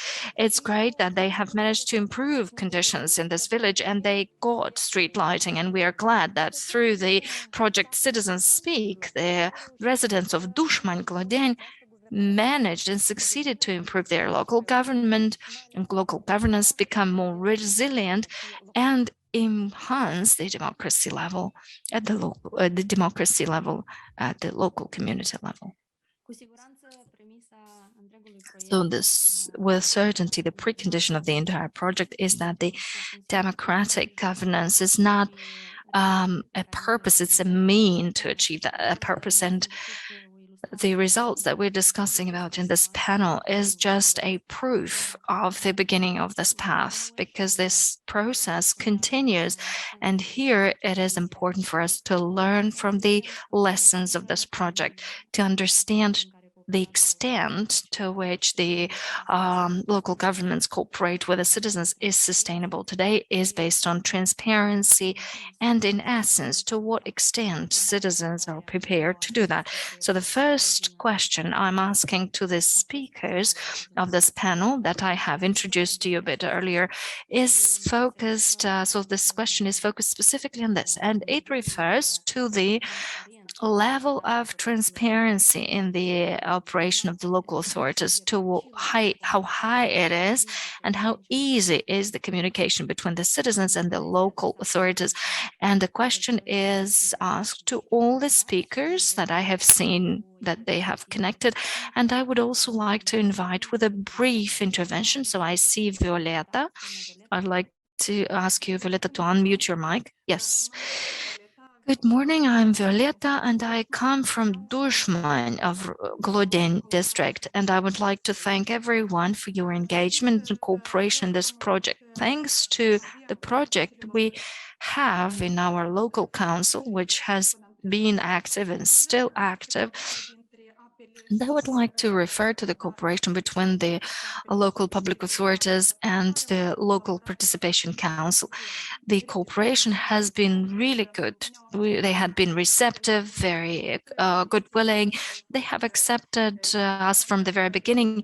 Our requests had been important for both sides. Speaking of the local public authorities and citizens, this relationship, I think it would still require some more work.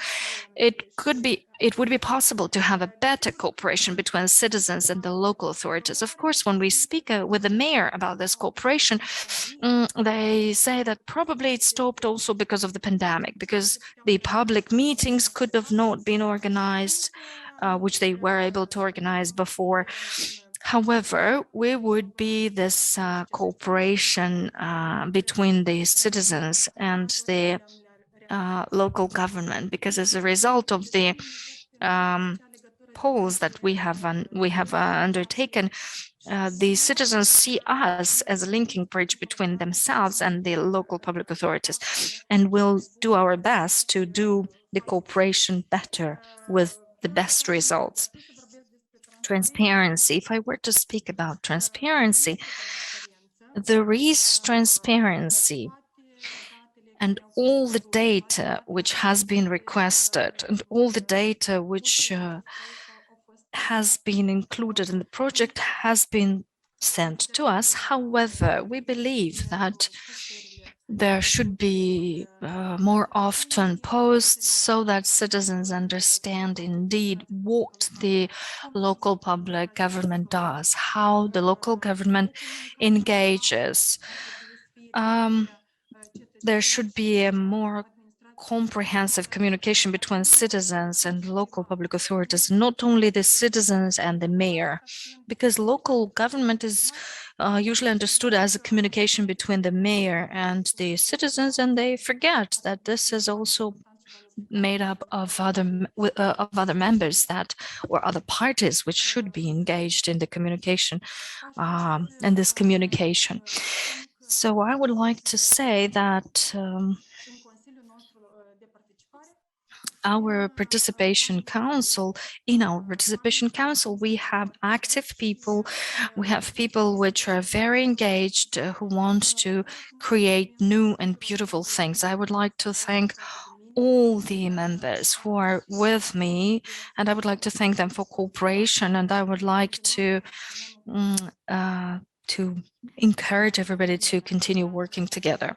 Thank you, Violeta. It is an experience, a very first experience in the community, and this is an initiative that you have taken to implement on top of your daily duties. And I know that those in the local council, they are watching you and they are following you. And this is important. This is the most important. This initiative to have an NGO is also important. Beyond the initiative in the project, we reaffirm the support in order to become more consolidated, to become better organized in relation to the community and the citizens of your community and the municipality that you want to discuss to, and become a cooperation partner to attract other investments. This was among the discussions that you said you needed the most at the local level. But going back to transparency and from the perspective of the citizens, I understand that there are many other aspects that need to be known, including in relation to the standards. So from a perspective of a young local councillor,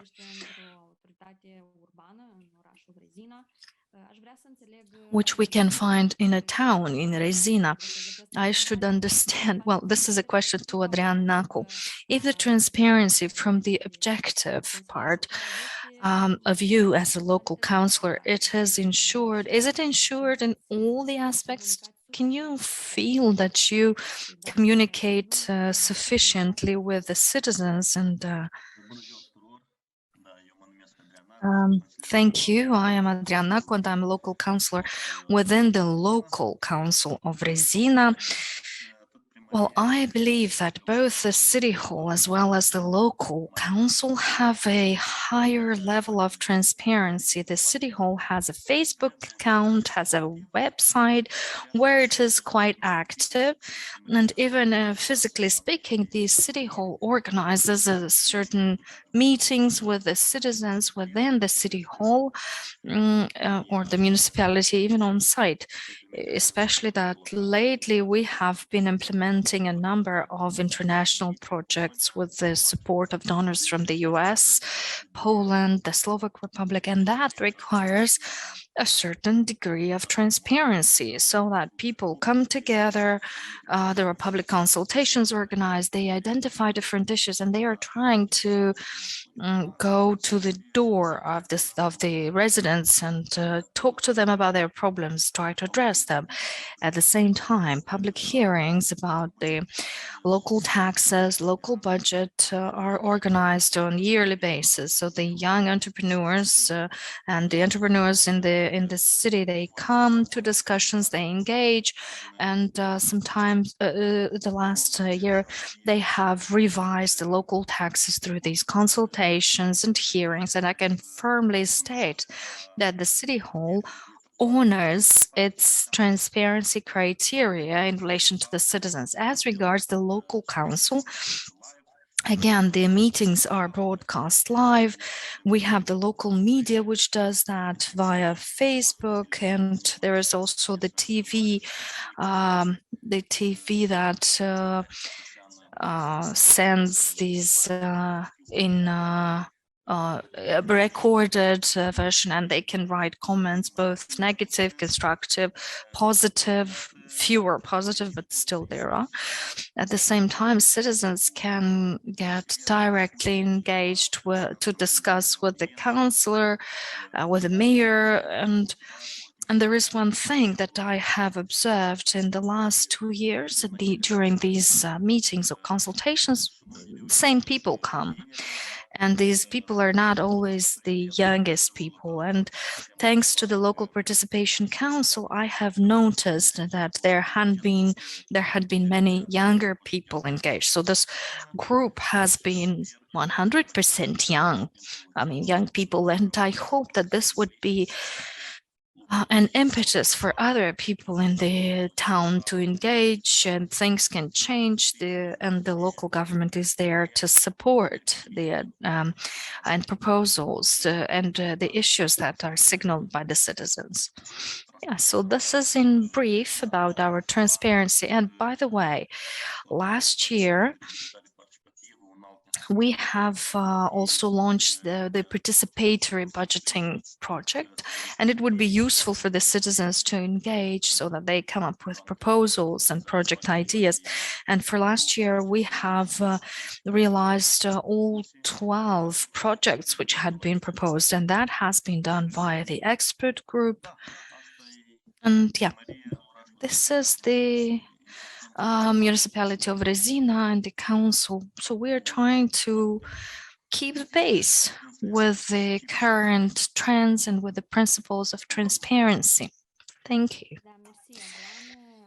Adrian, thank you. I understand that you have all instruments. It is necessary to represent all groups of the population. And on that side where you are now, there's a need for more mobilization because the instruments are there, they're available, and then we can have this very relevant discussion on how accessible they are for all categories of age and for all the people, whether these instruments are accessible today or not. So, but this is a broader discussion, and we'll follow it up on that with the next question. I would like to invite Natalia Chernia, the representative of the Local Participation Council in Lvova. Natalia, the transparency of Lvova authorities, do you assess it as being sufficient, and what else can be done?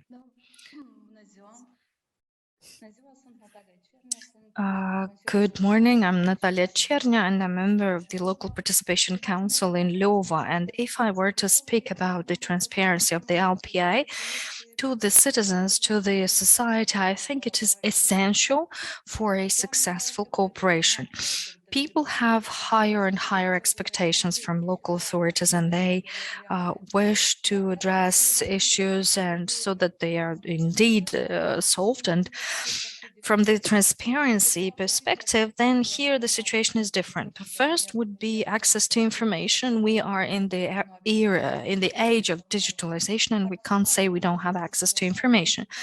Participation in decision-making process, budgeting, and so on. On average, I think it would be 35–40% if I were to rank it somehow. But the activities within the LPA need to be made known to the citizens, like how the public money is invested. People are very interested in every step that the city hall undertakes. So what actions had been undertaken in order to improve their lives in the community? What are their future plans? And of course, the most widely used instruments, as I said, both by the public authorities in our community to ensure transparency and access to the data or public data is the web pages of the city hall or the municipality, as well as the social media where the local public authorities place relevant information about their activities. And at the same time, they present the most modern and efficient instruments of sharing public data. You should know that citizens would care only when they are engaged and when their information rights are respected. Thank you. Thank you, Natalia. Indeed, we have started a quite interesting discussion because we have different perspectives, indeed, with separate experience of each community. Let us quickly see what has happened in Lvova in the meantime. So this is before we go to our next question, so that we build our discussion around what has been mentioned before. We'll see what the Local Participation Council did in Lvova.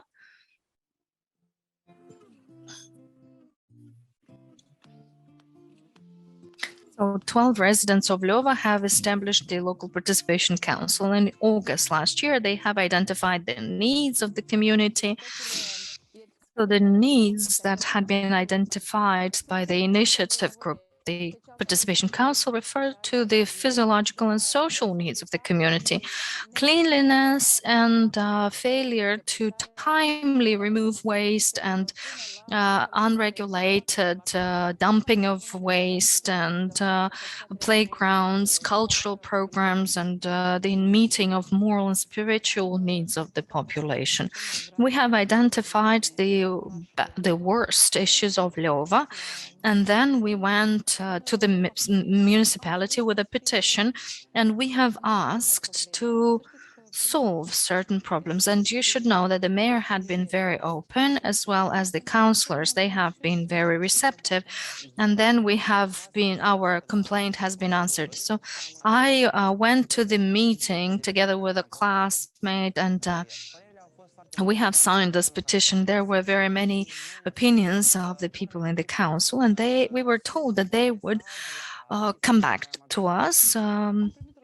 and we were told that this problem would be solved, and we were even given a timeline of the operations of that company that removed the waste, and they have promised that they would solve all the problems. And you can see that on some streets the waste is removed on time, not on all streets, unfortunately. And there's a continuation of our project at the class for education for society. We try to sensitize the people of the town. There is transparency and there is apparently an openness to working, and we need to join our efforts and change things for the better. The Participation Council is a mechanism through which the citizens can address the issues that their community faces with. And in Lova, this local Participation Council, being established 3 months ago, has proved its value and impact, understanding the needs of their co-nationals in this town and identifying priorities that they would like to focus on in their dialogue with the local public authority.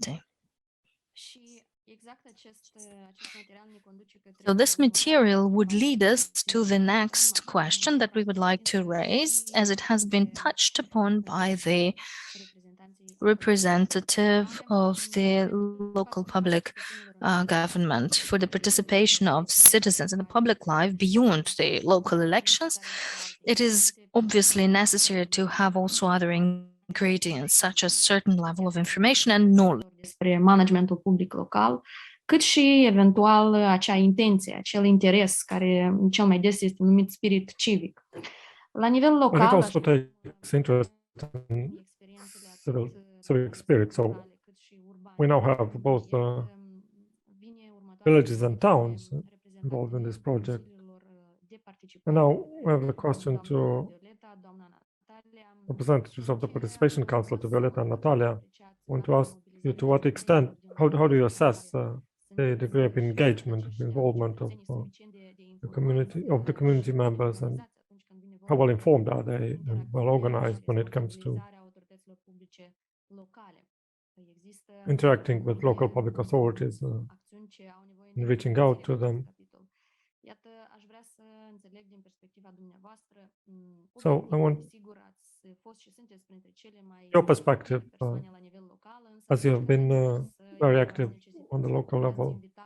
But when you went out there to assess the needs, when you invited citizens in your villages or towns you worked in, so how did they react? Were they willing to engage? Were they well organized? Is this level enough?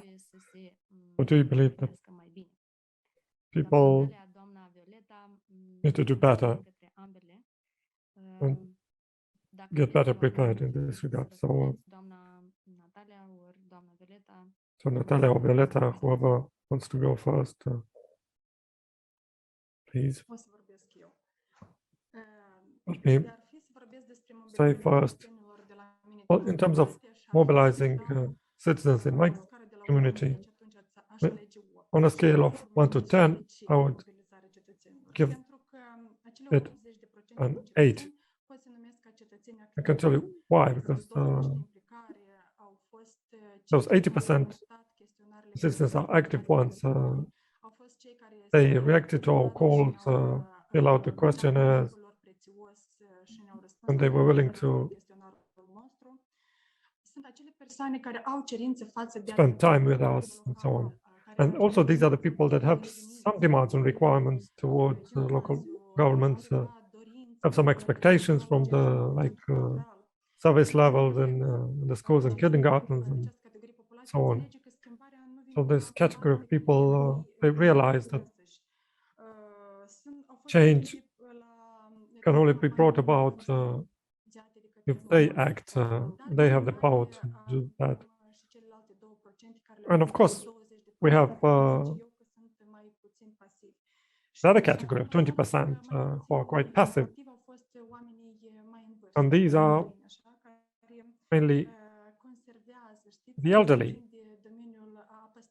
The elderly, they're used to the way things have been all their lives, and why would they need these changes now? And also, Un motiv. Avem un șir de persoane care another reason is that they have frail health. They cannot physically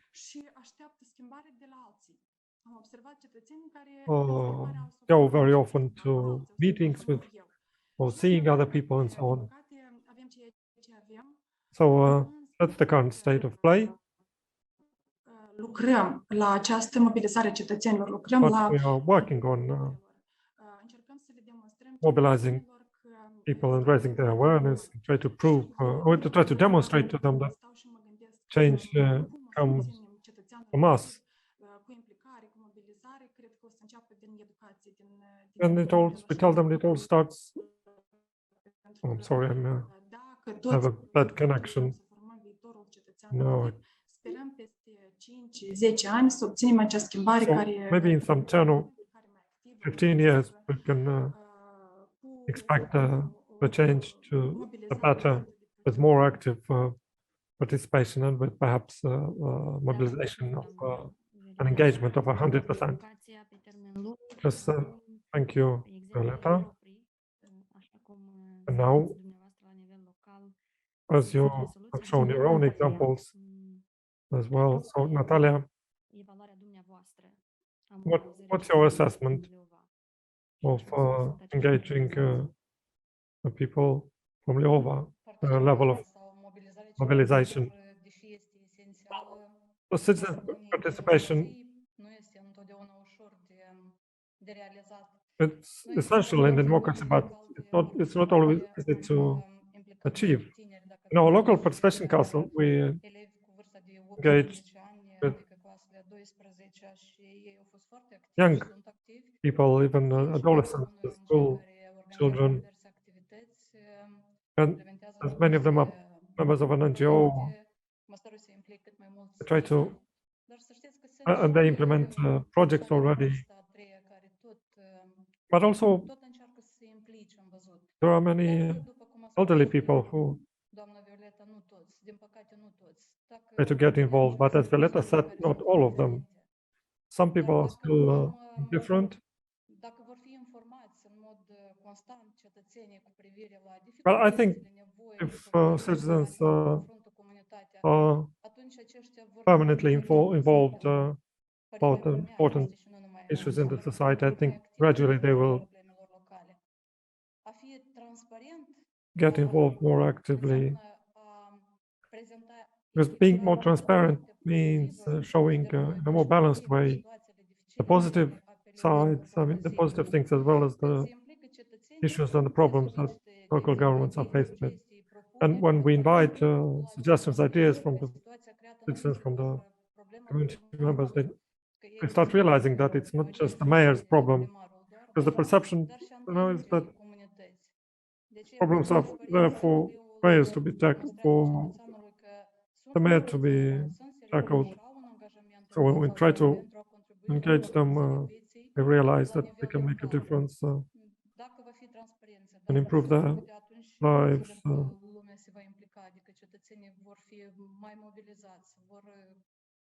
And in time, if we persist, then we might expect a higher degree of engagement.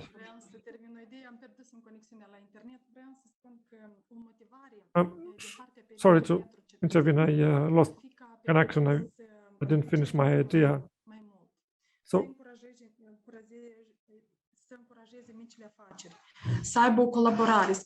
I think local authorities should appreciate community members' involvement and engagement and value that and share that with them.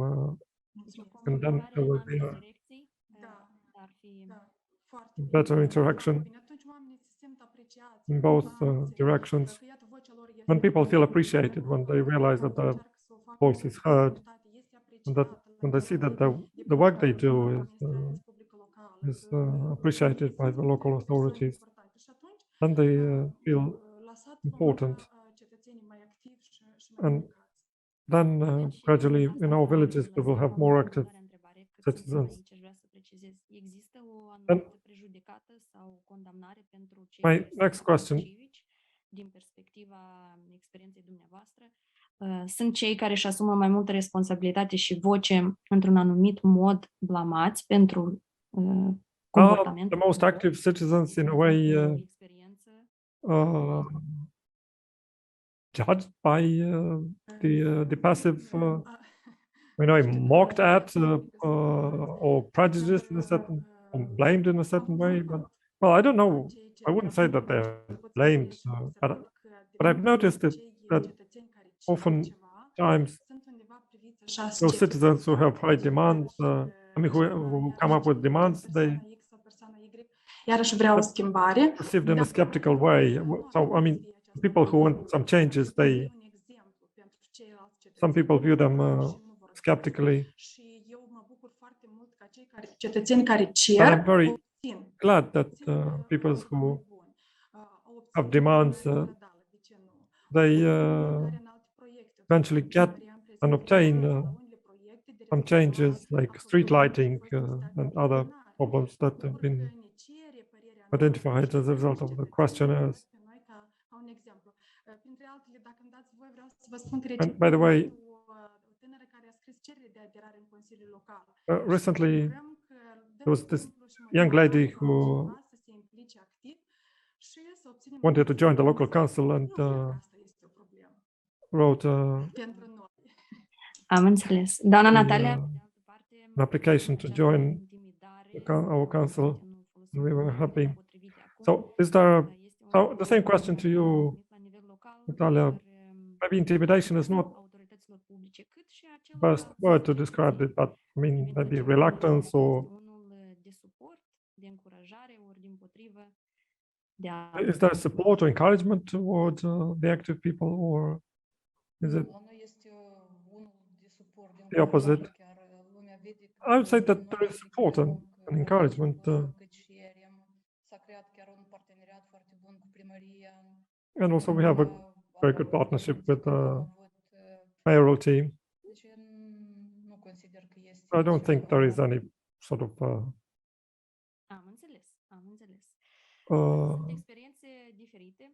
prejudice or bad feeling towards activists. Yeah, I understand. Thank you. Now let's go to Rezina and see what the local participation council has achieved. So let's watch it. Well, in the beginning,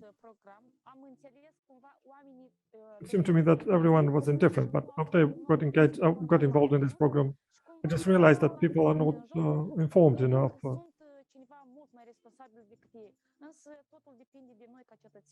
People just thought that there is someone else who is supposed to take care of those things. But everything starts with us. We conducted a survey to identify the problems in Rezina. So we came up with the top 5 problems or issues. And we took them to the local council of Rezina, the mayoralty. And the mayoralty was very open to collaboration. And with the proposals that we took to them, they accepted, embraced them, and started tackling them. We had roundtable discussions and where we discussed local issues. So it was the first such example of a very nice collaboration with the mayoralty. I mean, the mayor himself and the local councillors. Also, when we would request information, they would provide us very promptly. So such ideas are very welcome for local communities and for society in general, because by using such methods, we can identify the problems that people are faced with. Well, the fact that these 12 people wanted to make a difference on a volunteer basis in this project. I'm really proud of them.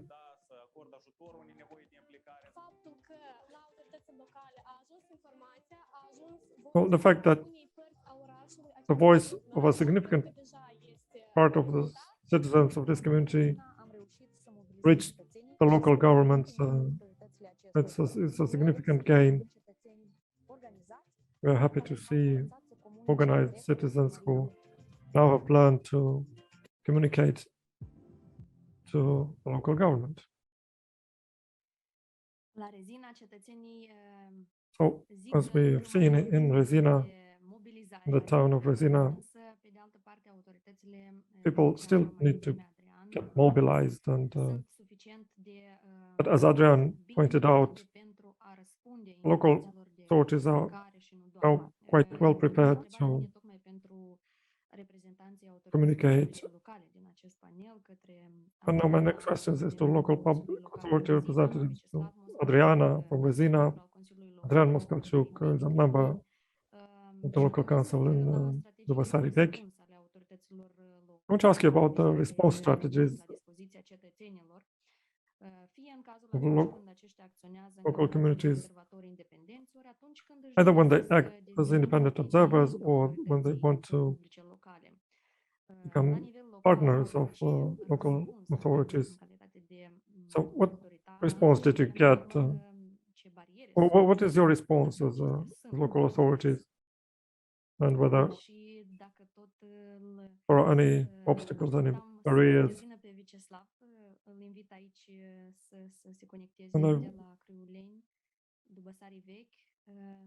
Well, we're waiting for Vyacheslav to get connected. So are you here, Vyacheslav? Can you hear us? Yes, my name is Vyacheslav. I represent the Local Participation Council, and I'm also a local councillor in Dubăsari Vechi.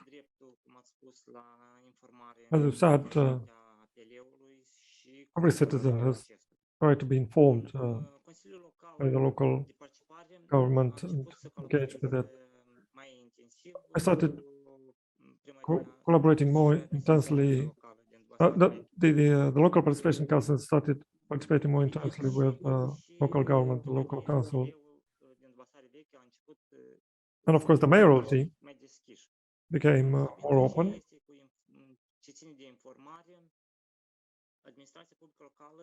As far as information or awareness is concerned, we as local government try to reach out, consult community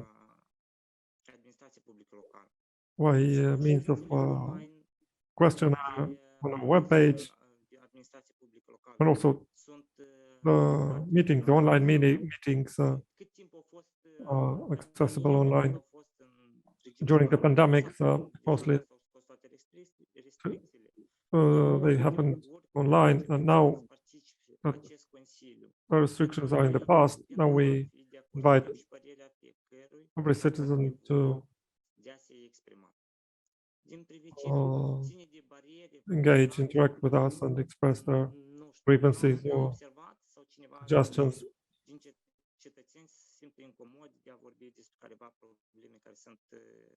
And I haven't seen citizens feeling uncomfortable in interacting with us. We try to reach out to everyone, because we've had many youth engaging and working together with us, as well as elderly people.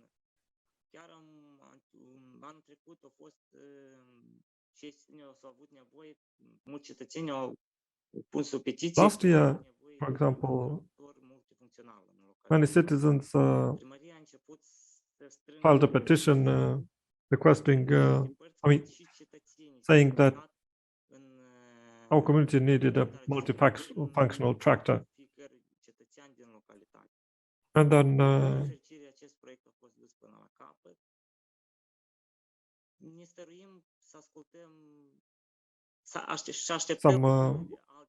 some fundraising activities were started, and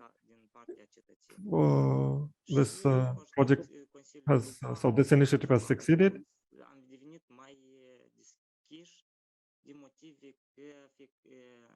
And I think we have become increasingly open, more open as a participation council, because we want to listen to every citizen's voice. And we try to learn what their needs are, what the people's needs are. And then we address them the local council. We refer them also to the Deci ați confirmat local că council Consiliul and Local de address them there. Participare So you have sunt confirmed to organizații us that stării vechi. the local participation council has become like a mouthpiece, like a platform for expressing views of the citizens. Yeah, that's right. I think I can put it like this. Like I said, many young people, especially, we've seen that they are very eager to express their views and ideas. And then we discussed about that at the participation council meetings. And also, some of those issues I raise at the Am înțeles. Vă mulțumim. meetings of Ce se the local întâmplă la council, Rezina, the authority. unde Adrian? Thank you. And what, Adrian, what is going on in Rezina? Yes, as I said, there are more opportunities for community members to engage with us and get involved. Let me start the participatory budget initiative where people can express their voices about what money should be spent on, and also the engagement of the local participation council and issues where the problems were identified, and then local council would follow up on that. Another effective method is just simple discussions or direct talks with the mayor. I think the mayor is very open to listen to initiatives and ideas. And also the council members, the councillors, although many of us are our first mandate, so maybe in the beginning, or sometimes we are not very well organized.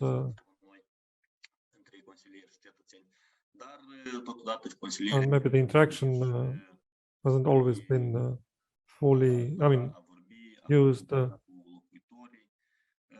But we're trying to do more. One specific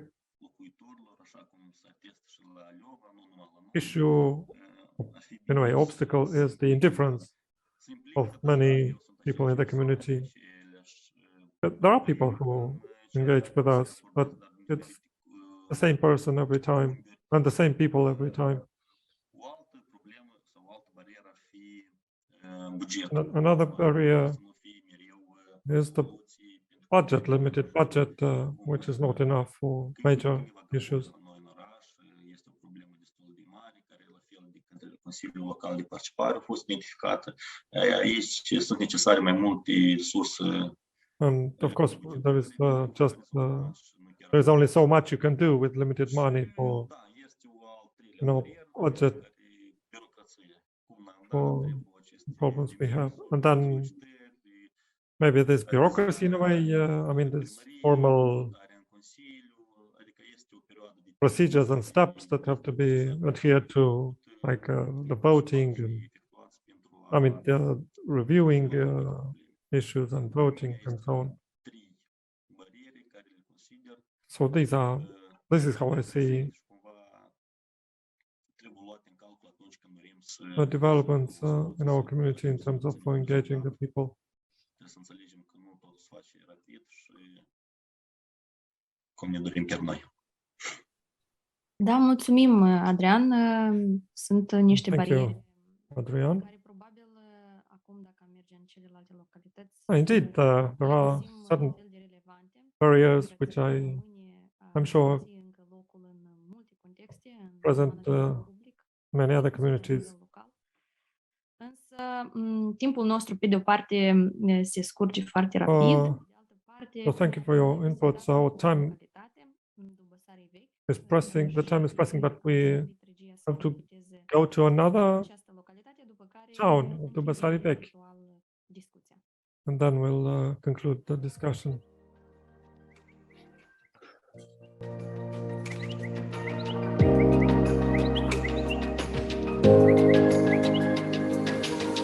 Pentru a identifica anume problemele din societate, In order to find out what the problem in the society, the problems in the society are, we conducted a survey, and citizens have been active and they got involved, and because we used online surveying as well, so people are quite willing to take out. So the following issues were identified: sewage system, roads, and the parking lot for the high school. So we then took these issues to a local council, and as a result, it has been approved to build a parking lot in front of the high school. I'd say we've had a very good collaboration with the local mayoralty, with the police department. Yeah, we were lucky to have had a very good team of people. This has been quite a learning experience for us. We are proud of it, and we hope to have more successes in the future. What we have seen as people in this village of Dubăsari Vechi in Friuleni, by a good social cohesion, they have identified major problems, such as the parking for the most frequented establishment here, that is the high school. So this has been an example of active citizens getting what they want. So this concludes our tour of towns and villages where we talked to citizens and we heard the perspective of local authorities. So as a result of this exercise, we realized that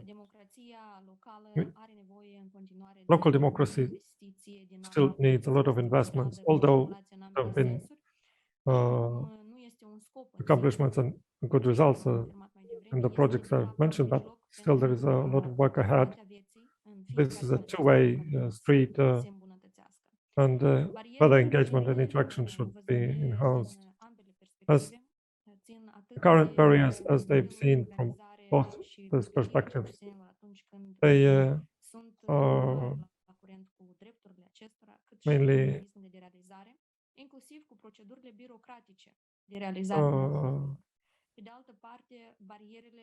perception of the willingness to engage and interact, as well as in a way the bureaucracy, the red tape, in a way the procedures, formal steps that need to be adhered to.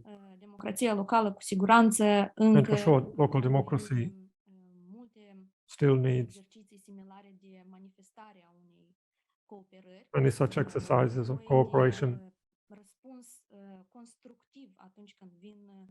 and it needs constructive responses Ori în continuare încă aceste mobilizări sunt to citizens' requests. În acest exercițiu în care noi am susținut aceste platforme So, cetățenești, by means of this exercise in which we supported local participation councils, citizens' councils, I think we succeeded to teach, to form groups of local activists that can serve as an example for other citizens to join in and to institutionalize this cooperation and become a local partnership when citizens contribute to attracting investments and not just sitting and waiting and relying on mayors to deliver. Luni am fost investiți în cele 4 localități. Înțelegem că democrația locală necesită investiții din ambele părți. So as a consequence, as a conclusion is that further investments are needed in local democracy. And the tools that we provide is the course that I mentioned in the beginning, the online free of charge course. It's very accessible and easy to learn.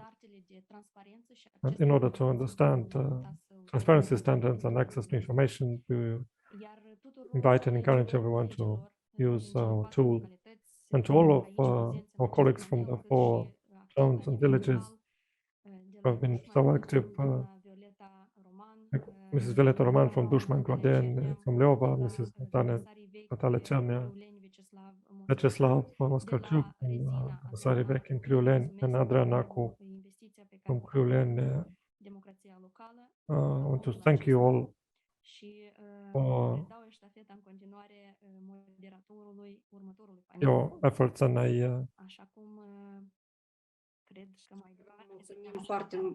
want to close this panel and give the floor to the moderator of the next panel. Well, thank you so much. On behalf of the Freedom House, I want to express our gratitude and praise for all of your work in developing local democracy. This panel has been very informative for all those of us here in Chișinău. So we are at the end of this event. I hope you're not very tired. And in this last panel, we want to focus on citizens' initiatives to promote democratic reforms and to have the accountability of authorities.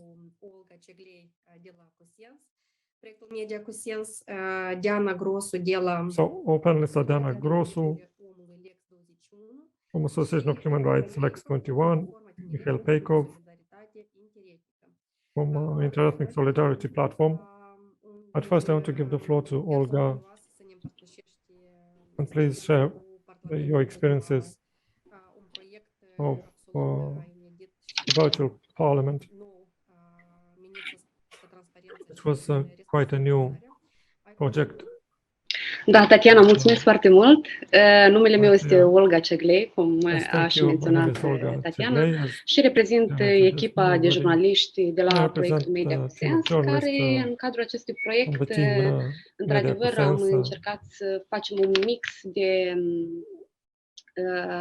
de produse, pe de o parte care merg se intersectează pe de o parte cu activitatea noastră pe care o avem în cadrul redacției, și anume jurnalismul de investigație și nu numai, dar și să facem un instrument care să plaseze cetățenii și, în cazul dat, Parlamentul într-o relație mai interesantă și mai adaptată noilor tehnologii. Eu o să fac share screen ca să vă arăt ce am reușit să facem. Un moment. Apropo, până merg mai departe, vreau să menționez că v-am ascultat cu mare interes de dimineață și chiar dacă suntem un ultim panel și nu suntem cei din urmă, sper, și deja am identificat câteva posibile subiecte pe care mă gândesc că putem să le abordăm în cadrul redacției. I'm thinking about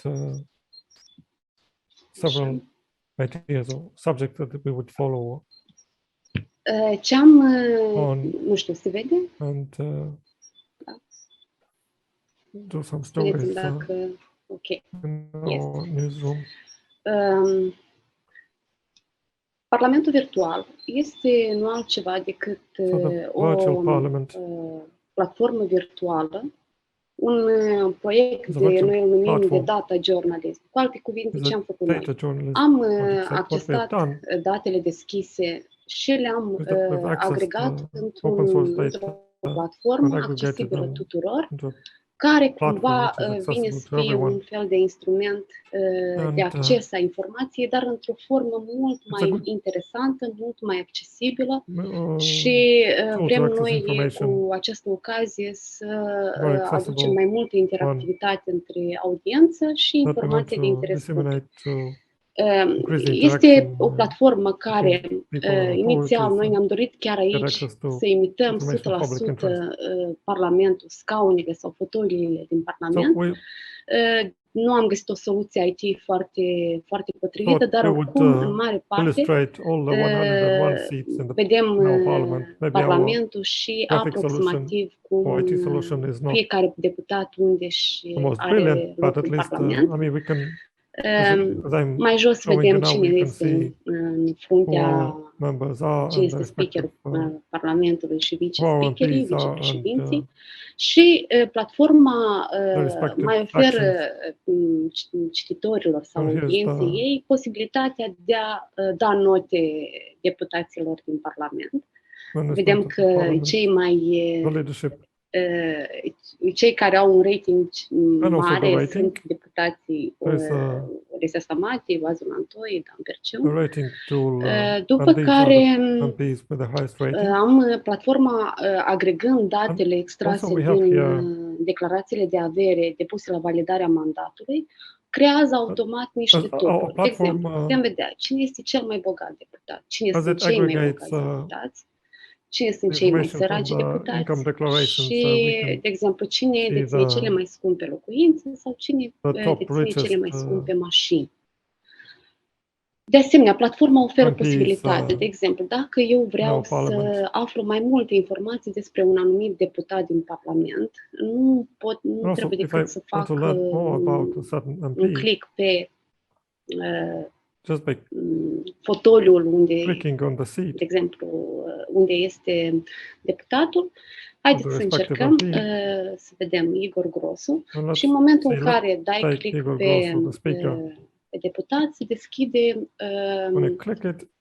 profilul acelui deputat, în care poți vedea CV-ul atașat, cel care a fost fie încărcat pe site-ul Parlamentului, fie pe care ne-am chinuit noi să-l obținem, pentru că în multe cazuri a trebuit să facem eforturi ca să obținem CV-ul deputaților. Iată, avem încă probleme de integritate, de transparență și în cazul unui lucru atât de simplu cum este CV-ul deputatului.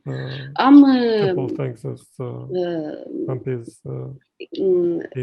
mai jos ratingul, fiecare om poate să dea un rating deputatului, după care încărcăm datele din declarația de avere și intenționăm ca pe durata 4 ani să încărcăm și următoarele declarații de avere. Iată, 31 martie a fost data când deputații trebuiau să depună declarația pentru anul 2021. În curând asta vom face, vom încărca și datele pe anul 2021 și respectiv cetățeanul poate să vadă inclusiv de-a lungul anului cum a crescut sau a scăzut averea demnitarului.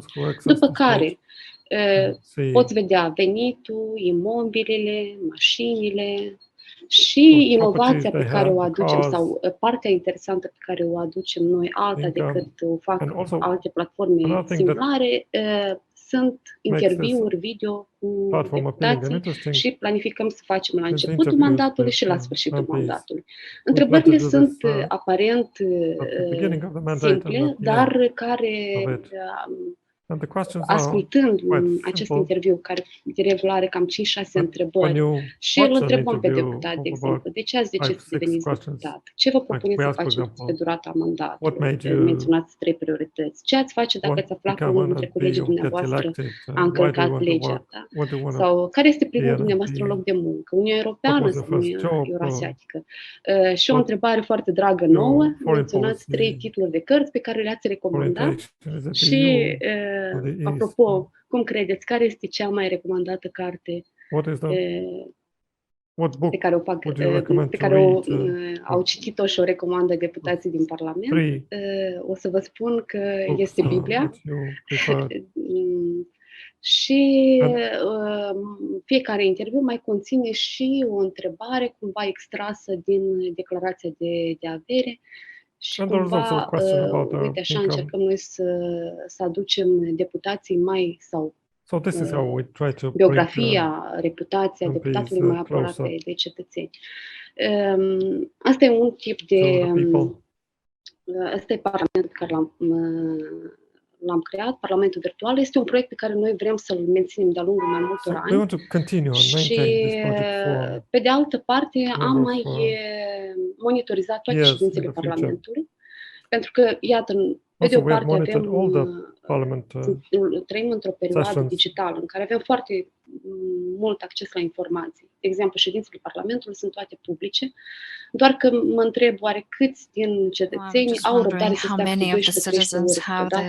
ore time to spend 12-13 hours to listen to the sessions of the Parliament, which discuss important things in all the matters. And we have launched a section in short from the Parliament. So we're up to 13 hours of the sessions in the Parliament. We shorten these versions up to 14 minutes.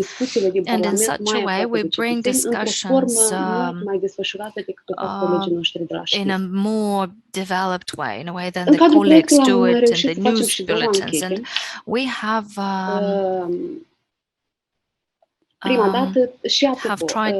we have managed to make 2 questionnaires, and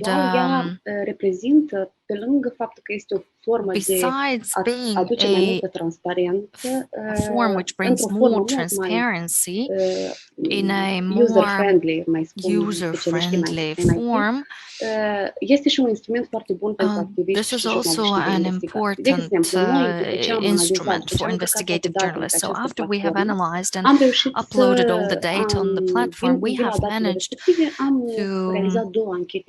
realize 2 journalistic investigations in video version, and one is entitled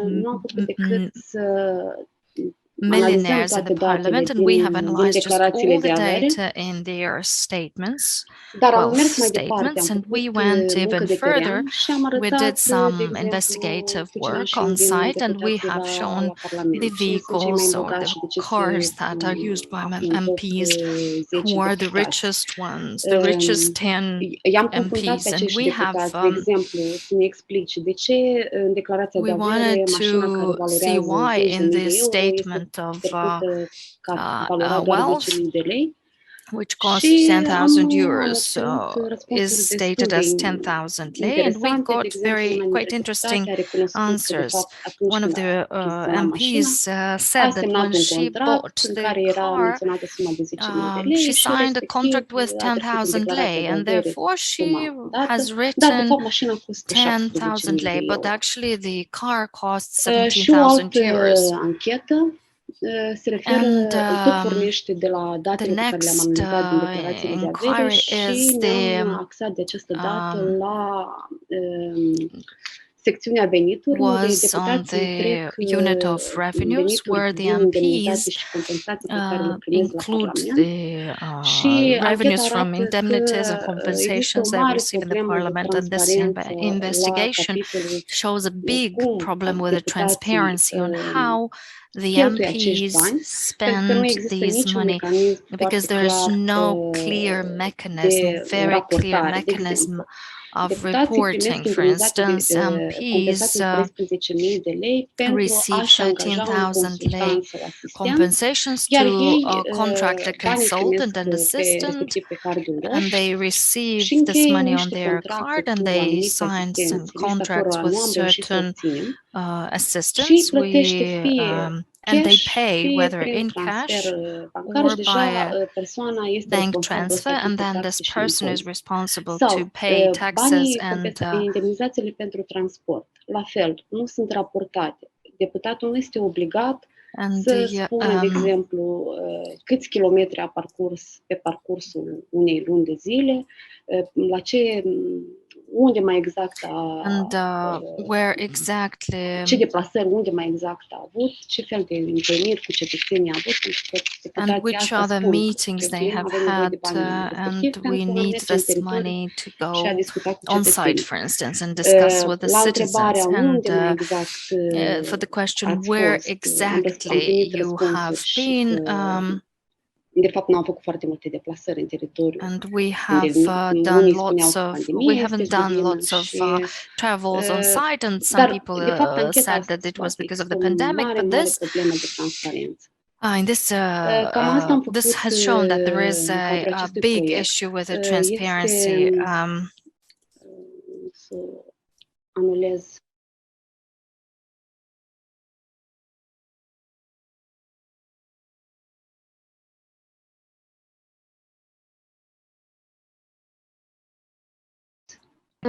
Cam asta am reușit să facem și So this was what we have managed to do, and acest proiect, dar we really liked to work n-a on fost this ușor. project. Inițial am crezut că va It fi wasn't foarte easy. simplu, pentru că niște informații care aparent sunt ușor de obținut. Când te gândești, And apparently this is easy to get, because you think that every MP would post their CV on the website, but that's not really so. And there were MPs who didn't want to speak to us, and we had to insist on getting an interview from them, which is again strange. There are MPs who are very visible, we know them, and I hope that the virtual parliament would be a platform to bring these citizens closer, and so that the citizens know more of the MPs and punish them for some violations. Thank you, Olga. Thank you very much to the entire team, Cusens. I would like, well, unfortunately, we have reached the end of the time allocated for this event. We still have two important speakers, and the colleagues for Human Rights Association, Diana Grosu and Mikhail Peikov, from the Youth Platform for Interethnic Solidarity. If I may ask you very briefly to speak about the priorities and results of your projects, in particular the participation of the youth in the process of drafting and monitoring the implementation of the local project and supporting the civic activism. These are two very important topics, and probably on another, so supporting the civic activism among national. And very briefly, if you could speak. So first, Diana Grosu, you have the floor, and then Mikhail Peikov. So, good afternoon, everyone. I'd like to greet you on behalf of the Lex 21 Human Rights Association.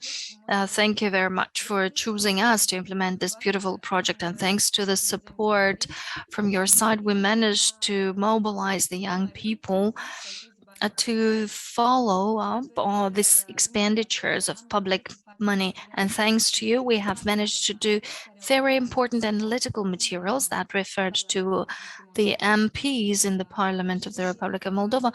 And these materials have been used also by the Prosecutor General's office for investigation. So we have provided supplementary evidence to be taken into account when investigating undeclared wealth of the MPs. And this is Mr. Vituk, MP for Belts, which has been in different parties for quite long and different legislatures.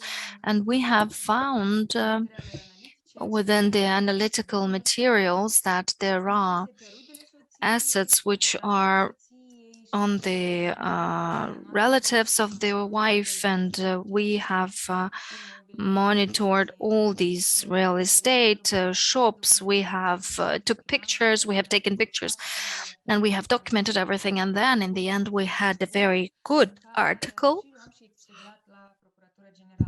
We have sent it to the prosecution service as well. And so thanks to your support, we were able to do these things. And also our team specializes on monitoring public procurement and public property, and we would like to involve all the others, because when discussing the budget, there are very few people participating because they do not understand the processes which take place. And with the support of Freedom House, we wanted to explain these processes in a manner which is accessible to ordinary people, simple people, via a vlog where we have explained how exactly you can participate and how you can ask for the distribution of the money according to your needs or according to the needs of the group that you represent. And we have developed a series of videos.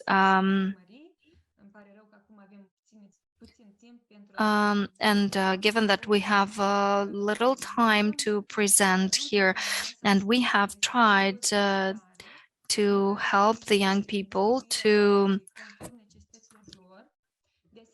ask for the distribution of the money according to their needs. And these young people had the courage to speak in front of a camera and to also ask for a video of this request. And we also had people with disabilities which had the courage to overcome certain barriers. And we hope that thanks to these trainings that we had, so we had trainings with the representatives of the state chancellery that have explained the budgeting processes and the stages of the budgeting process, and also the young people that have participated at certain trainings were able to ask practical questions to those who monitor the decisions of the Belts Municipal Council. And I think that at the local level, there's still very little monitoring and participation in the monitoring of the implementation of the municipal budget of Belts. And I hope that now there will be more interest since the elections campaign is approaching. And the mayor of Belts said that a lot of public property would be sold in order to implement a number of infrastructure, so many infrastructure projects. So they want to prove certain results, and this is why they need money. And that's about loans and sales of property in 2 stages. They have announced that already, and therefore it would be really useful to see the abilities of the young people to monitor what will happen with the money that would be acquired from getting public property. So there are also many other topics that we would like to be able to monitor, because we see that we have lost public property for almost nothing. And some examples, we have provided some examples within analytical materials. But in brief, Tatiana, if you have time, we have had trainings with young people, and we had vlogs on participating at budget processes, and we have submitted applications, we made videos, and we also made a guidelines for a young monitor, and those that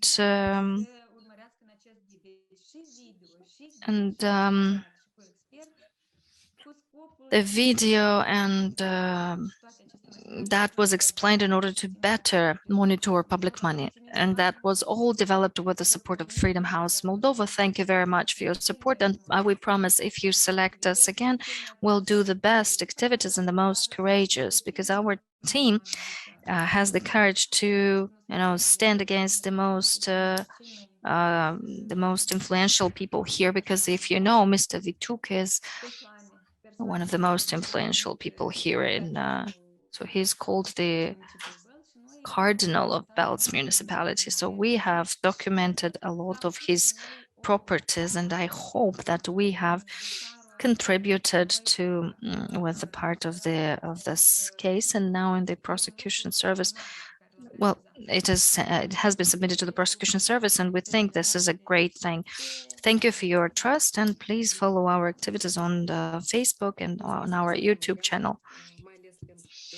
Thank you, Diana, and especially for your swiftness. And now I would like to offer the floor to Mikhail Pekov from the platform for ethnic inter-solidarity, for interethnic solidarity platform. They have had quite interesting activities relating to supporting civic activism among young interethnic groups. I know that on Saturday you had a very important event, so I would like I'd like to ask you to be brief and tell us what you did, but really in brief. And what efforts need to be done, because national minorities are very important for us. Thank you. Thank you very much. I will speak Russian, and I think that it would require interpretation to Romanian. So with the support of Freedom House, throughout 6 months, we have implemented the project, the Human Rights Academy, Freedom House. We have implemented quite a number of projects for 20 young people from interethnic minorities and 4 people who are the Romanian speakers. So first of all, I would like to involve these 2 camps in our projects, and we try to involve to ensure these integration of interethnic minorities in the Moldovan various ethnic society. minorities This is one in of the Moldovan society, which was a priority for us. The biggest priorities, and when we think about enhancing the knowledge level and this was done the representation to ensure that of we provide national, more ethnic, representation religious for the minorities in the and for Moldovan the society, others. then throughout this period of time, And during all this time, these young people have worked with the best experts in the from the area civil of society ethnic and the minorities, international which come organizations and from civil the society, and they have worked sector of with civil the society, of the representatives media. They worked with the representatives of the government, such as the MPs of the parliament, members on of the human rights and committee for human rights and interethnic we dialogue. have discussed with the different authorities from areas where there are ethnic minorities residing, ethnic minorities, and it is important to do that for the representation, and we often in Bulgarian areas and in Gagauzia have a situation and when very often they you need a see, passport what to happens, travel to different regions of the country. So we're a small country, but we know very little about ourselves. So our friends and partners from civil society who work with the national minorities have worked with us in promoting key documents, And both in the we UN as do well as in the follow OSCE, various UN the and OSCE documents human rights dedicated to the protection defenders, of the and we rights of also worked with minorities. And we also documents worked that with were the developed by the documents European Commission, developed and by the European Commission. And by the end of the project, as a result of the project, we had to implement the supposed analysis to develop of the United Nations Special Representative special for Human Rights. project So, for and these are related three to projects that we are participation of the implementing ethnic now, minorities, and we're now and working they on will be this. sent to one of our donors. We are doing this And together with one of our these are donors. local It is a projects, local and they had project, the idea of this project right after and the idea appeared visiting after and the visit to communicating the with the region and the regional communication authorities, with the and local this is the authorities. analysis that we have implemented And with our this was done in experts and the communication project. with our So this week experts. we have carried out our And we've final also event. This organized is our the yearly conference end this week. conference minorities talk, and And besides together with the beneficiaries, we also beneficiaries, have we experts and get representatives of the there the experts, representatives of authorities, authorities, MPs, and members of the representatives of the parliament, civil representatives of society the civil who society, work with the which work with minorities, the and they minorities. also have the We have media, and discussed we with have them discussed important aspects. We aspects. discussed the We spoke mechanisms to about promote various minorities' rights and mechanisms how to of respect the rights of the ensuring Moldovan society. We equality, have discussed the ensuring integration, integration, and the very equality. interesting thing was that the special rapporteur, his And recommendations on Moldova, we we have had conducted an the analysis, a special rapporteur survey, in and Moldova, as and he we has analyzed shown, the the questionnaire with the media in participation Moldova of the they rapporteur. respect the And most the we've rights seen of the that the ethnic authorities minorities, although we actually thought it would be respect different. the And the rights second of place is the the NGOs or the activists. civil society, and the third one is the And why civil bodies, and society why is we in the second place. many of our interviewees highlighted We that the see that Moldovan Moldovan organizations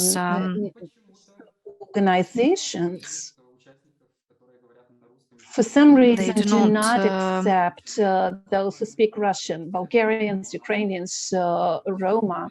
We do have this problem, and this was what our project was targeting. Thank you. Thank you, Mikhail. Thank you, Mikhail. I I absolutely agree with you that we live in a small and we know so little about each other. country, but we know very little about ourselves. And I would like to conclude this event of today's. A lot have a lot of conclusions have been drawn, and comunicare și cooperare eficientă între societatea civilă, mass media și autoritățile publice reprezintă cheia spre atingerea unui because public authorities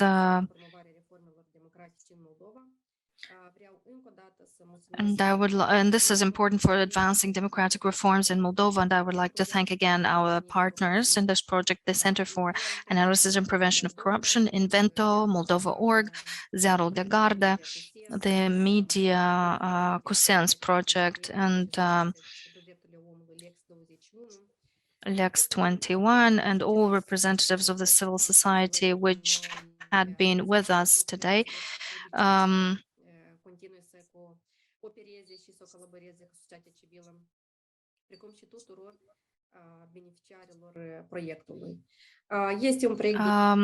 this is a project to conclude one step, but I think there will be another one, and I would like to wish everybody a good afternoon and happy Easter. Thank you.